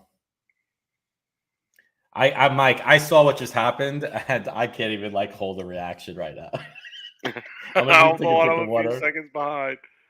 Oh my goodness. Oh my goodness. Oh my goodness gracious sakes. Oh my. Rob, you just said it. It's in the water. It's in the water. Dude, that's so crazy. How now Simon now is really gonna have to mentally get himself together because he knows he's had so many opportunities to win this match or not win it, but be in front, right? Chop a spare, 7-10, right? Jesus. He's going to have to get himself together because Belmo's not going to miss again on that. Belmo's not going to miss probably the rest of the match. Honestly, it looks that way. I don't think he's going to miss the pocket. Whether he's going to not strike or something. Yeah, whether he's not going to strike. I think Belmo's figured it out. So this is a close match. This is such a critical shot here. It This is. like It's a commercial absolutely break. critical. All right. At a commercial break. He throws a great shot. Okay. He knows he's still in it. He's still in it. Yeah, 88, he's still in it. 18. It would be 18-13. So It's a 5-pin match if basically Belmo strikes. 5-pin match. Yeah, 5-pin match Right. if Belmo gets up and strikes. All right, Rob, we're going to go commercial break here. We'll be right back with the people.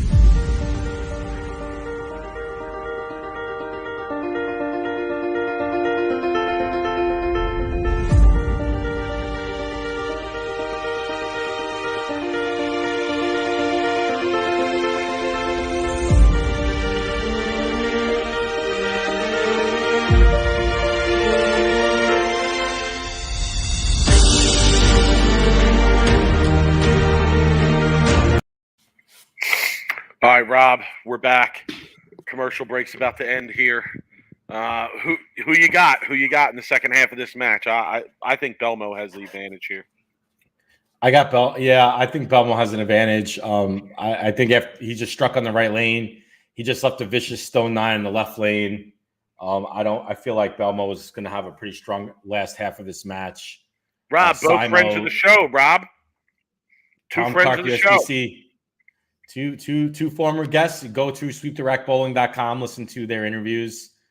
We had some really good interviews. I know my favorite was the Chad Murphy interview. So let's see what Belmo does here in the. Ooh. I'm trying to reserve emotion here, Mike, because I know I'm in front of everybody. All right, give me a few seconds here. Oh, that was left all the way. Okay. You know, best you could hope for there, no? Yeah, I mean, well, no, not really. I mean, you could cross over. Yeah, you true. know. Yeah, you're right. You're right. Okay, so Well, here's this. One sec. Someone commented earlier in the chat. I think it was maybe, I'm not sure who, but Belmo definitely looks different throwing his spares than he normally does. It seems like he's a lot more behind the ball when he shoots his spares. I feel like that's a good observation someone made in the chat, but because it definitely looks different and it looks like he's a lot, better at shooting spares, better than he used to be, and he used to be a great spare shooter. So, right. we'll see what happens. Simo, big shot here, Mike. Oh, well, Belmo's up again. So, but Simo's going up on a strike here in the 7th after Belmo throws this, which to me will be like the key shot in this match. That's what I was going to say. When Simo gets up here, absolutely the most critical shots of the match here. If he doubles when he gets up, almost regardless of what Belmonte does in this frame right here, but if Simo doubles when he gets up, he has the opportunity here to take full control of this match. So let's see Belmo here. I know I'm behind. All right, no surprise there. Let's see. The 9 Simo actually does to fell. answer. The 9 fell. So I expect Simon to throw a great shot here, Mike. I mean, Right. he's at that level where he knows this is a big shot for him. Let's see.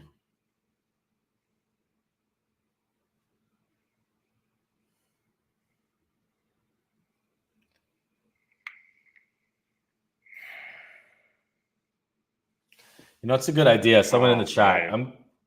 I'm gonna pause my I'm gonna pause my TV for 10 seconds. Oh. If I can find 3, 6, 9, 10. Somebody's asking for the scores. Give me a second. They just took the scoreboard down. Simo just left the 3, 6, 9, 10 here. Had an opportunity to go up and double and really take control of this match. Leaves the 3, 6, 9, 10. Has already chopped the 6, 10 in this match as well. Chooses to use plastic at it. He makes it. Oh, God, what a sicko. He makes it with plastic. Can kind of see his frustration, Rob. We talked about the mental side before. You see his frustration a little bit there, ripping something off of his hand. Score, 6th frame, Belmo 107, Simo 103. 7th frame, Belmo strike up, Simo spare up. So you basically got 123 max for Simo right now and a 137 max for Belmo right now. So Rob, same thing that we just said for Simo about the next 2 shots. Oh, goodness gracious. He just threw it out the window. Goodness gracious. Oh, you see, now I'm a little behind you, so I'm going to try to catch up for like 2-3 seconds. Oh, my goodness. They're doing the replay right now, Rob. His ball's going down the lane. Replay. Yeah. 210. Replay just shot the 210. He does not convert the 210. Oh, my goodness. Okay, let me catch up another couple seconds here. Well, this is it. If Belmo doubles here, So I got Belmo wiping his ball off right now. Am I close? God, he just keeps getting in these positions. Mike, am I close right now? Belmo standing, ready to go. Wipe. Yeah. Yep. He's stepping on the approach right now, handing the ball. Okay, we're perfect. We're synced now. Here we go. He's getting ready to take off and start his approach. Approach started. Yep. Ball going down the lane. Oh, I'm still a little behind. Oh, my goodness. Oh, my goodness. These lanes are getting a little nasty. Now it's just a matter of staying clean. Can I be honest? Is it the lanes or is it the shot making? Because, these do not look like the best shots that I've seen from these guys. That looked left to me. That shot looked a little left. It looked a little slower than the ones that got to the pocket and struck. Simonson's shot on the 210 looked like it was way right than the other shots that struck. 3-6-10 from Belmo here. We heard from Fagan. He hates shooting this. Oh, my goodness. He goes plastic right up the gutter at it. Oh, my goodness. Oh, all right. Belmo holds a 17-pin lead here still with that spare. That 210 was devastating. That 210 was devastating for Simo. Yeah, they're getting funky 17-pin lead in the middle here, up in the 9th. 127 in the 7th. Can have 147 in the 7th to Simo's 130 in the 8th. Best Simo can shoot is 190, but Belmo's max right now is only 207. So Rob, one shot. This is still a big shot. You know, if he doesn't strike here, Simo has the chance to force him to get up and really double in the 10th on that lane that he has not been so sure on all game. Let's see. Belmo to that looked fast and right. Oh my goodness. Oh my goodness. Uncharacteristic. Dude, I know. See if we are Belmo can seeing make some. this though. We He's are gonna make it. Guaranteed he makes this. Uncharacteristic bad shot making here. Yeah, this is shocking. Yeah, this is crazy. Is he going to make this? Is he going to make this to keep the lead in the match? This is for the lead in the match. Nope. Nope. Not even close. Didn't even give it a chance. Kevin Tate, what a mess. This is exactly what this match is right now. Didn't even give him a chance. Simo, new life. It looks like Simo just went and grabbed a different ball. Did I see that correctly? Dude, he's got the balls of steel, my guy Simonson. Switching balls in the ninth frame. He is. He's switching balls. Oh, my goodness. Wow. The balls of steel. So that's crazy. He still needs to throw 3 here, really. He needs to throw 3 strikes in a row here on the ball switch. Oh, my goodness. Oh, flat 10. Flat 10. Does it look better, though? At least it got him to the pocket. Oh, my goodness. It did. It looked way more predictable. That ball reaction looked way more predictable than the Wolverine that he was throwing, for sure. I agree with you.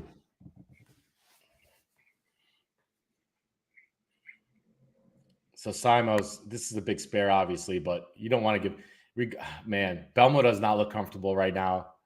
So to force Belmo to throw 3 strikes in the 10th right now would be like best case scenario, obviously. Oh, if Mike, Simo, if Simo doesn't strike and he goes 9, he's going to have 49, 169. 169. So and all Belmo will need is a mark. Which is no gimme right now. If he doubles, then Belmo needs the double. Double, right. If he doubles. So if he gets the first one, he'd have 50, 70. Well, Mike, essentially Belmo has to Belmo has to do what Simo do. Belmo has to match what Simo does. That's not true, because that strike doesn't really give Simo anything. Because Belmo would still only need a mark in the first plus the full fill. You're right. He would need the full fill. You're right. So in a way, you're right. All right, this is huge.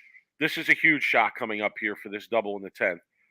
Rob, I hot take here. Hot take, sweep the rack. Simo gets this one. He wins this game. He doesn't get it. He's not going to win. I don't think Belmo's able to get up on that right lane and double in this situation with the look that he's had on that right lane. This is sick. Belmo should have never switched. This is U.S. Open. This is 180 to 181, 170. This is U.S. Open. I love it. Mike, Belmo, if he stuck with that pitch black, there's no way he was going to bowl 180 this game. He made a wrong ball switch, honestly. He should have stayed with that urethane. He got the double. He knew it. He feels the same. He's looking at it the same way I'm looking at it. He knew it. He knew that was a big. Now, he needs to make this fill count, too. Needs to make this fill count. You definitely don't want to come up 6 here. You do not want to come up 6 here. You want to go 9 or better. This is still a big shot here. It is a huge shot. 171. Rob, what do you think? I think he's going to come out here and get it done? I think he gets it done. I do. Oh, my goodness. Dude, he forced Belmo to throw 3 strikes. This is a pretty intense match, man. This is a great match, actually.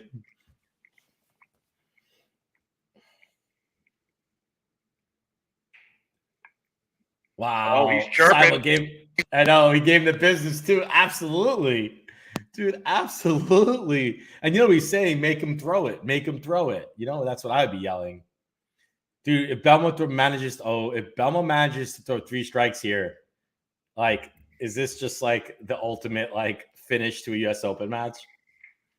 No. Except for the Pete Weber match. That would be Pete Weber, Mike Fagan. But second ultimate finish? No, probably not. That would be Mika Koivuniemi missing a 10-pin to lose to Norm Duke. Probably wouldn't be third either, because Dave Houston won back-to-back U.S. Opens. What if Belmo? But it would be sick. It would be sick This would be sick if he does this. Given the way this game has gone and the way this match has gone, it would be absolutely disgusting if he gets up here and throws these 3 strikes to win this game. Yeah, First one's out the window. Nah, no way. Yeah, terrible. No way. He made it. Wow. He used the wrong ball, Mike. Mike, he made the wrong switch, bro. Wow. I told you, man. He should have stuck with that urethane. I think he would have won that match if he would have stayed with that urethane ball. Just my opinion, though, right? I feel like he would have won the match if he just didn't try and play so far left, regardless of what ball he used. No. No, the ball just it wasn't. It just was too. It was too much. It wasn't the right ball. It was just too much shine on it. He just didn't have a good look from the get-go, Mike. Yeah, I generally agree. Oh my goodness, same thing. Yeah, same thing. All right, Mike. Final match here. You gotta like EJ here, no? Armor. Like EJ on this pair. Yeah, Simon. What just happened in that game? Simon just came off for. Dude, I'm taking EJ. I like the guy who's got the look of what's going on the pair already. Yeah, the look of the pair, he just barely bowled 180. Yeah, but he just went through a whole game of transition to figure them out, to throw 3 in the 10th to win the game. No, and keep in mind too, like I guarantee you, EJ is going to be using a lot more smoother stuff and is able to get the ball. I don't think Simo. Well, Simo is going to be using that reality, so the ball switch in 10 frame is definitely going to be better for him in this championship match. But we'll see. Mike, we'll go to commercial. One last commercial. We'll be right back. We'll be right back here.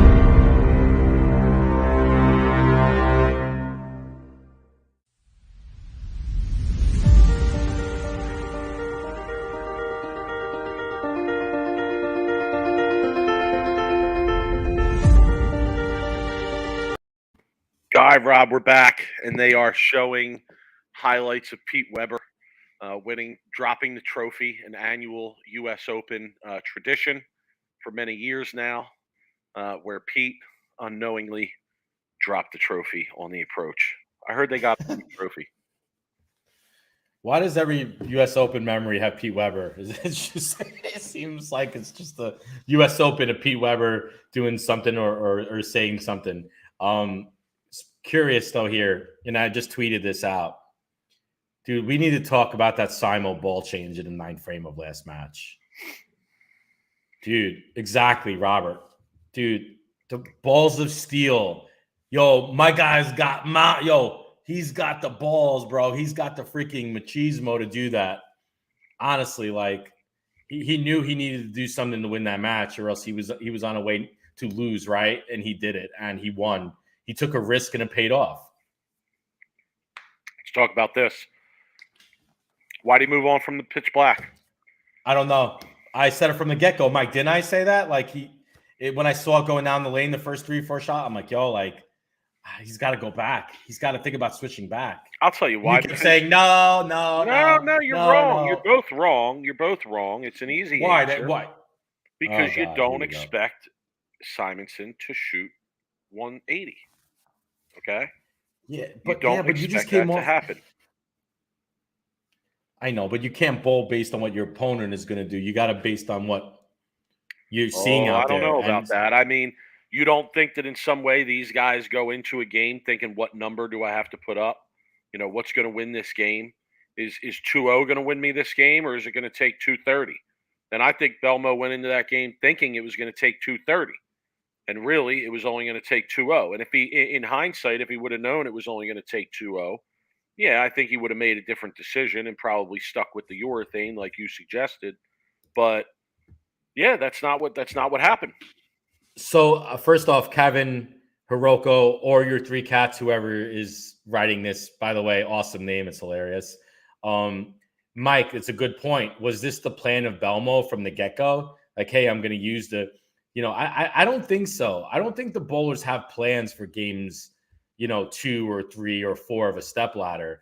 I think their focus is game in front of them, because why plan on a game 3 or 4 if you're not even there? So, yeah, I mean, I'd imagine they probably threw some shots on the commercial break in between, and they probably saw a better look. But in reality, he, in the 3rd or 4th, 5th frame, though, when he saw Simo struggling after that 7-10 and he was in the match, maybe that's the time when he should have made the ball switch, when he realized that Simo was probably not going to bowl above 190. Now, could you agree with that? Isn't it super tough to go back to the urethane, though?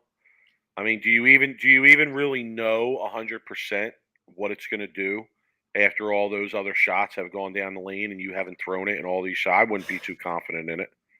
Yeah, so you know what I would have done? Okay, let's play hindsight, right? Hindsight's 2020. Let's play this game. If I was Belmo, I would have started game 3 with the urethane. Okay? And if I didn't see what I liked by the 3rd or 4th frame, then I might switch to the Wolverine and move left. But I feel like you've won your first 2 matches. Simo hasn't bowled, on the pair yet. The pair. So let's start with the urethane. Let's see if I can start creating some shots, some doubles, and see if I could, what I can do. And then if you realize that the pitch black is not the right ball, then you switch to the resin. I think that would have been the smarter game plan. Hey, let me play devil's advocate and argue that perhaps when Simo came out to throw his practice shots previous to that match, maybe it looked like he had a really good look with that Wolverine. And maybe Belmonte saw that and had already been considering that ball and thought, you know what, he's going to use that. It looks like he's going to shoot 230. I'm going to try and do the same thing and, out execute him at doing the same thing that he's doing. I don't know. I mean, obviously we're doing what we love to do here at Sweep the Rack, and we're speculating. We're speculating. So, it's our favorite thing to do. But, yeah, definitely, Rob, in hindsight, I agree. Probably a different way to approach them if you know that your opponent is going to shoot 180. I mean, you tell me my opponent's going to shoot 180. I know Mike, I don't need much out there. So he did mention during his interview, obviously we're not hearing his interview, that he had a plan B and a plan C. I still don't know why he went away from his plan A, though. He should have stuck with his plan A. In my opinion, in my speculation, he should have stuck with plan A for at least 3 or 4 frames of that match, seen where he was, and then if he has to make the switch to the Wolverine, he does it. Here's what I want to talk about. Who's going out to dinner with Chad tonight? Who's going to be at Chad's table tonight at dinner?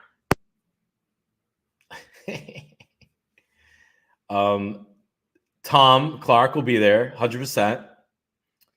I would imagine maybe the proprietor of the Bone Center, right? Whoever runs the Bone Center. It'll probably be EJ Tackett because he's about to win this match, in my opinion. And maybe Randy Peterson. Randy's always good for a free meal. Leon Platt says Tim Buck. Yeah, Rob Stone and Randy Peterson will definitely be there. It'll be Rob Stone, Randy Peterson, Chad, Tom Clark, and the proprietor. I don't think either bowlers are going to go. They start another event tomorrow. They're going to have to travel. All right, here we go. We're underway. And Simo does start off with Rob a has reality. EJ, and I have Simo here. I thought if I was able to bet, I was going to be putting my largest bet on Simo to win here because I liked the position that he was in, and I thought, if they had odds up and Fox Bet wasn't a piece of crap app, that I would have bet on him. Purple ball, Rob. Another Venom shock. Terrible decision. Terrible decision. I might change my opinion on now who's going to win the match because I don't like the Venom. I don't like the shock on this pattern. Just on the TV pair. Let's forget the qualifying in the whole week. Right now, at this present moment, the reality is definitely probably a smoother ball than the Venom shock is. But EJ can make him look easy, and he can do some things playing from the middle of the lane that AJ Johnson can't do. So this will be an interesting. I'll be really interested to see how his first 2 shots are here. I was going to say they're going to St. Elmo, right? I heard about that place in Indianapolis. I heard about that, John. It's probably where they're going to be going too. I agree. All right, here we go. Out of the gate, EJ Tackett deep. Oh my God. Yeah, it's a first shot. It happened with AJ. It happened. He just got done practicing. I know. You're a little nerves, man. You got some nerves, Mike. He's stuck or something. It was just nerves. Get your feet under you. If he misses this, though, would be the Does he have to buy beers for the whole crowd, Mike, if he misses this? Dude, I love the comparison. EJ is 4 years older, been on tour longer, has more titles, and just the same amount of majors. So it shows you how good of a career Simonson's had to start, only 25 years old. Winning, Simonson is doing at an early age, right? I mean, you're one of the younger guys out there, but yet one of the more accomplished guys out there. All right, much better shot from EJ in that second frame. Man, he ain't leaving anything behind. He's like hopping on it at the line. He's got a little loft going on. He's got a little loft going on out of the lane. He's definitely like strapping it. And I agree with you. When he goes max effort, I feel like that's when he throws it the best as well. $50,000 match here, Rob. Keep that in mind. Yeah. Dude, is that Venom shock probably the greatest motive ball ever made? I mean, dude, that ball was made, how many I don't years even ago? know another ball that they've made other than that ball. Like, if you asked me to name 2 motive bowling balls, I wouldn't be able to. I'd only be able to name 1. And that's the one. It looks like both of them are starting to have approach issues. And, Simo's not going to like that at all. No. He's stuck again, too. That's the worst. I don't know if anybody – I'm sure everybody out there has had approach issues. But when you're bowling at this level and you're having approach issues, it's probably the worst possible thing to have when you're trying to bowl a league or tournament. On top, there's only the only other problem is not being able to get out of your thumb hole. I've DNF'd because I couldn't slide in places before. Let me ask, though, to you, Rob, and to the chat, acceptable move or unacceptable move if you have a bad approach feel to call the porter to come down and spray the shit on the lane and wipe it down? Is that acceptable or unacceptable people in the chat. I ask you. It's unacceptable, and I'll tell you why. Because you don't know half the time what the hell they're going to be coming out with and spraying the approaches with. Now, if you're in a PBA or a high-level USBC event, they know how to take care of those in a sanctioned type way, right? Oh, but boy. yeah, I think it's unacceptable. Here we go. This is This is the Venom. This is the Venom shock motive curse. It's the EJ Tackett. Yeah, this is the EJ Tackett. Yeah. We're gonna paint pictures and max penalty for every small mistake we make. I mean, it is the U.S. Open, so you expect max penalty, but it seems like it's this way with him all the time, no matter whether they're bowling on He always leaves a big PBA split pattern or U.S. Open pattern or whatever it is.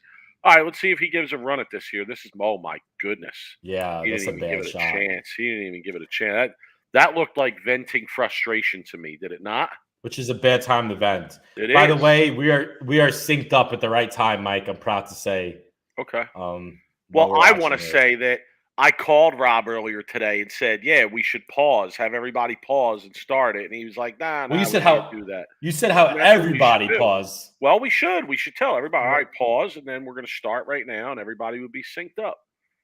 All right, here we go. After the split, oh God, that one looks better. Yeah, okay, that looks like better. But shot. let me, Mike, I'm looking at his reaction, and let me tell something out to the people here. If you're not familiar, you want to see who's got a good ball reaction and what's going on is watch the pins fall. And you could see what the ball is doing based on the last couple of pins that stay on the deck. So, for instance, that shot, I saw a 5, I saw a 4 pin, I saw a 6 pin. It shows to me that his ball's really coming in at a late angle, which to me isn't a very good sign. But if I look at Simo's pins, the way they're falling, they're going back. They're going directly back, right? To me right now, Simo has the ball reaction advantage, 100%. Yeah. Oh, his ball reaction is so much smoother, And he made that ball switch at the end of the last game. Yeah, like when he switched to that ball is just so much smoother, and that's definitely what you're looking for on this pattern right now. You're not looking for that aggressive down lane reaction. You're looking for something much smoother. I knew Charlie Tapp would have the right answer. Yeah, it's unacceptable because not everybody on the approach might be having an issue. If you're going to call for the guy to come down and spray the crap on the approach, you better ask everybody. Better check with everyone. Make sure everybody's on board with that. That looked right to me. That camera angle is stupid. I hate that camera angle. Is terrible. That looked a little right to me. I could, with camera angles, tough to tell, but it looked a little bit right. What'd they say on Strike Track 6.9? I didn't see it compared. Dude, he's in control. Okay, so he's in full control of this match. Mike, pressure's on EJ Tackett. It's must strike already. He just split on this lane. And he just split on this lane. It's the 5th frame, and it's must strike already. So come on. And he just split on that lane too.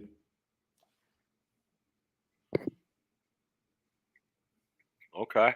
Yeah, that was a good shot. I thought that was going to be 4-9. I was waiting for 4-9 on that. Mike, that's the thing about EJ when he bowls on TV is just you never know what the ball's going to do in the back of the lane. It's like it's just he's throwing a reality, Sid. He switched to a reality. The thing about EJ when he bowls on TV, Mike, you just never know what his ball's going to do. It just seems like it's got a mind of its own.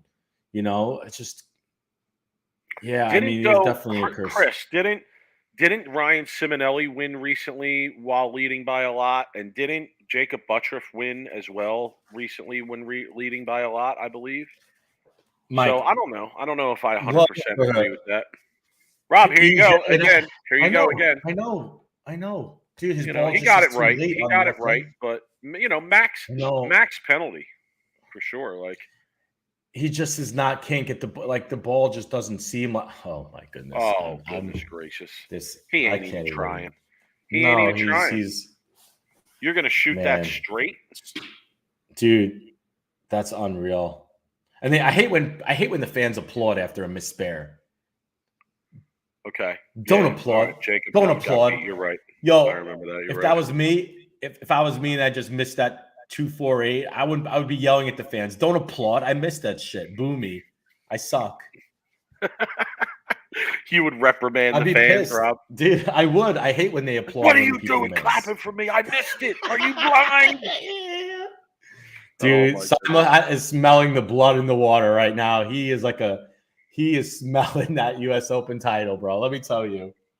This match is pretty much over by the re-rack. He's gonna re-rack. Oh, Yep. He's dude, gonna that's a little slow bit it of down. gamesmanship right there, This is right? it. Some Yeah, gamesmanship. this is it. It's oh man, EJ Tackett looks like he's about to blow his top. Jeez. You know who else? Hey, Big Mike, you know who else looks like that right now? My brother Jeff watching this. Probably. Dude. Because he knows he's going to get the business from us on Twitter. he's going to mute us 100%. Simo, I'm curious how good the nerves are off now. Man. That's it. He's having like a Bill. Pretty much over. Mike, Simo's having like a Bill O'Neill type championship game match right now. Yeah. Remember when Bill shot 268 to win the U.S. Open? Do you ever tell you that story where I was bowling a regional, and I was watching in the bar, and after Bill split in the second frame, the guy's like, "Oh, this match is over." Mike, I wish you were there with me. Oh my goodness gracious! Yo, is he gonna break 140? He left it again. This is like Mike, this is like me on Tuesday nights, bro. This is brutal. This is tough to watch. Yeah, What I tell you about the Venom Shock, Mike? But what I tell you about the Venom Shock at the beginning, when I saw him pick that ball up, I really thought he was going to be using something smoother to calm down the back ends. And but here's the thing that just I don't understand, Mike. Go ahead, tell Tom here. Tom Murphy. The score is Simo a lot to little, a lot, and EJ Tackett not as much. That's the score. You don't really mathematically the game. Mathematically, it's probably almost over right now, and it's the 7th frame. Yeah. Simo is going for 280 on 5-bagger, and Tackett has a 106 on the 7th, working on nothing. So this match is practically the only thing that could help EJ Tackett right now is if the power goes down the bone center. No, he's not even trying right now. I gotta say, like, this is one of the weirder performances I've ever seen from a top level bowler in a championship major final. Like, he stopped. I don't want to say like he didn't really seem invested in what was going on out here after just a couple shots. Because he knew his reaction. He saw it, Mike. Yeah, well then you know what? Use a different ball then. I know. Change balls. Do something. Like what? Why just resign yourself to losing? I know. The thing that makes me wonder is the fact that AJ was using that Venom Shock, and it really didn't look great. It didn't. So you would think maybe they would go back to the drawing board and say, you know what, maybe the Venom Shock isn't the way to go. That's a great comment right there. That's a great comment, Kevin. It is. Yeah, we feel you. Me and Mike are gonna have to make a stipulation that we can't pick him. I feel like because it won't be a funny segment for us. This is another good comment. He can't change to another brand on TV. Yo. Oh my goodness. Yeah, man. No, fair comment. Like, Dion, I'm watching this game and I'm thinking to myself, like, I'm not going to be shocked at all if he's not with Motive at some point in the near future. And I know he's trying to deal with them and all that. He just led it, though. He just led the Open by 400 pins with Motive. Yeah, but the same thing keeps happening. Like, gets to that spot and, things are just so erratic. It just doesn't go well. I mean, Simo is in absolute cleanup mode here. Oh, they're just going to get up and bowl now. It's like this is officially over. Yeah, it's mathematically over. Simo, third major, 25 years old, Mike. 2022 U.S. Open champion. Impressive stuff, man. Impressive stuff for real. Was that his first U.S. Open title? I believe so, Simo? yes. So Simo has 3 of the 4 majors then under his belt right now. Oh, he made a ball switch, by the way. Tackett made a ball switch, and it seemed to burn up. But he's so half-ass invested in what's going on out there right now, and has been from the 4th frame that it's it's even tough to tell. It's tough to tell. Is so it good? question, Is it not? Now, the comment I made earlier about Belmo throwing the urethane to start, looking at how the lanes broke down for EJ, I'm going to be safe to say that I was right, that the Belmo using the urethane really had a really bad effect on EJ's ball reaction on this pair.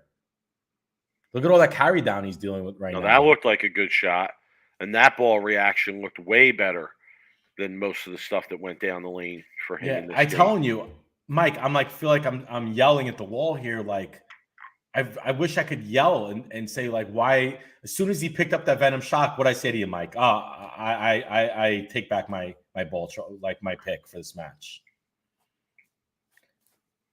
I'm curious. Yeah, a couple people in the chat mentioning the right lane too, and yeah, I agree. The right lane seems to have been the lane that they struggled on for the majority of this show. So obviously something going on there a little bit too. Yeah. I just, I guess the match that was the awesome match was the match, Mike. The Simo Belmo match was awesome. It came down to the 10th. Simo got up, made a ball switch. What a great match. This one was just. Yeah, low scoring classic. Yeah. Low scoring classic, that last match for sure. That'll always be a low scoring classic matchup that I'll remember. You don't get a lot of low scoring close games like that, but especially in situations of this magnitude. But that will definitely be one that I remember. But hey, how about Anthony Simonson? I mean, last two games of the U.S. Open, what does he have shot at him? 170, 165. I mean, he wins it. But yeah, it's that's the U.S. Open, is it not? I mean, that's the U.S. Open. That's the way it goes at that event sometimes. So, Rob, good for him, man. He got a lot of criticism. He did. Simo got a lot of criticism in the last year, man. I'm happy for Simo. If you don't know Simo, we know him on an outside bowl. He's a good kid, and he just got a lot of bad rap for some of the shit that happened to him on TV. He goes to the backup ball in the film. Oh, that would have been great if he would have done that. 100 G's. 100 G's, man. 100 G's. Nice payday. Payday. Good for him. Good for him.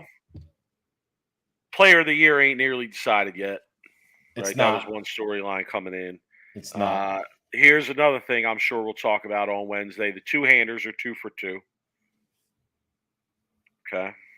I think that's worth noting.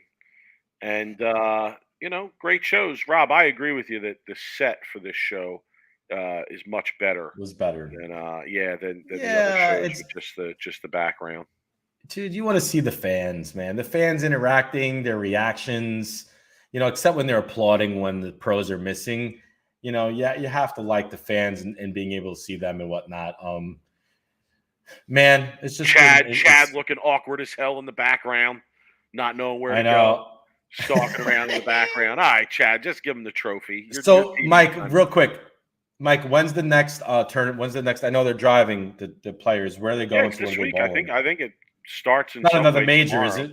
No, it's just a regular event.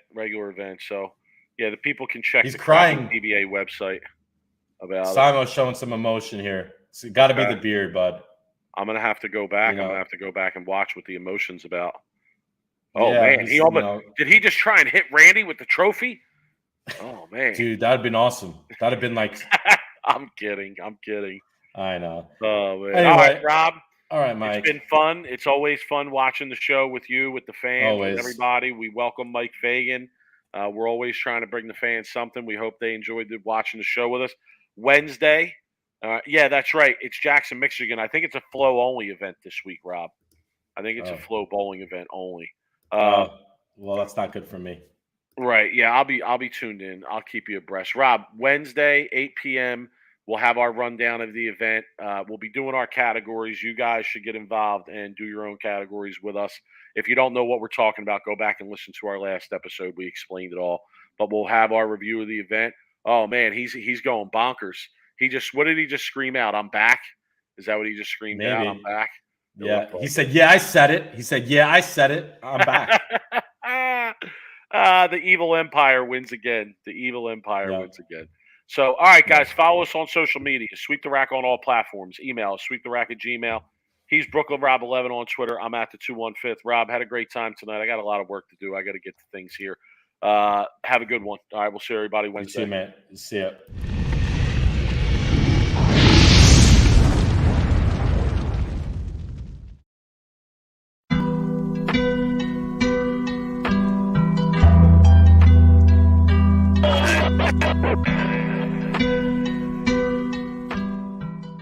You are now listening to Sweep the Rack podcast featuring Brooklyn Rob and Big Mike.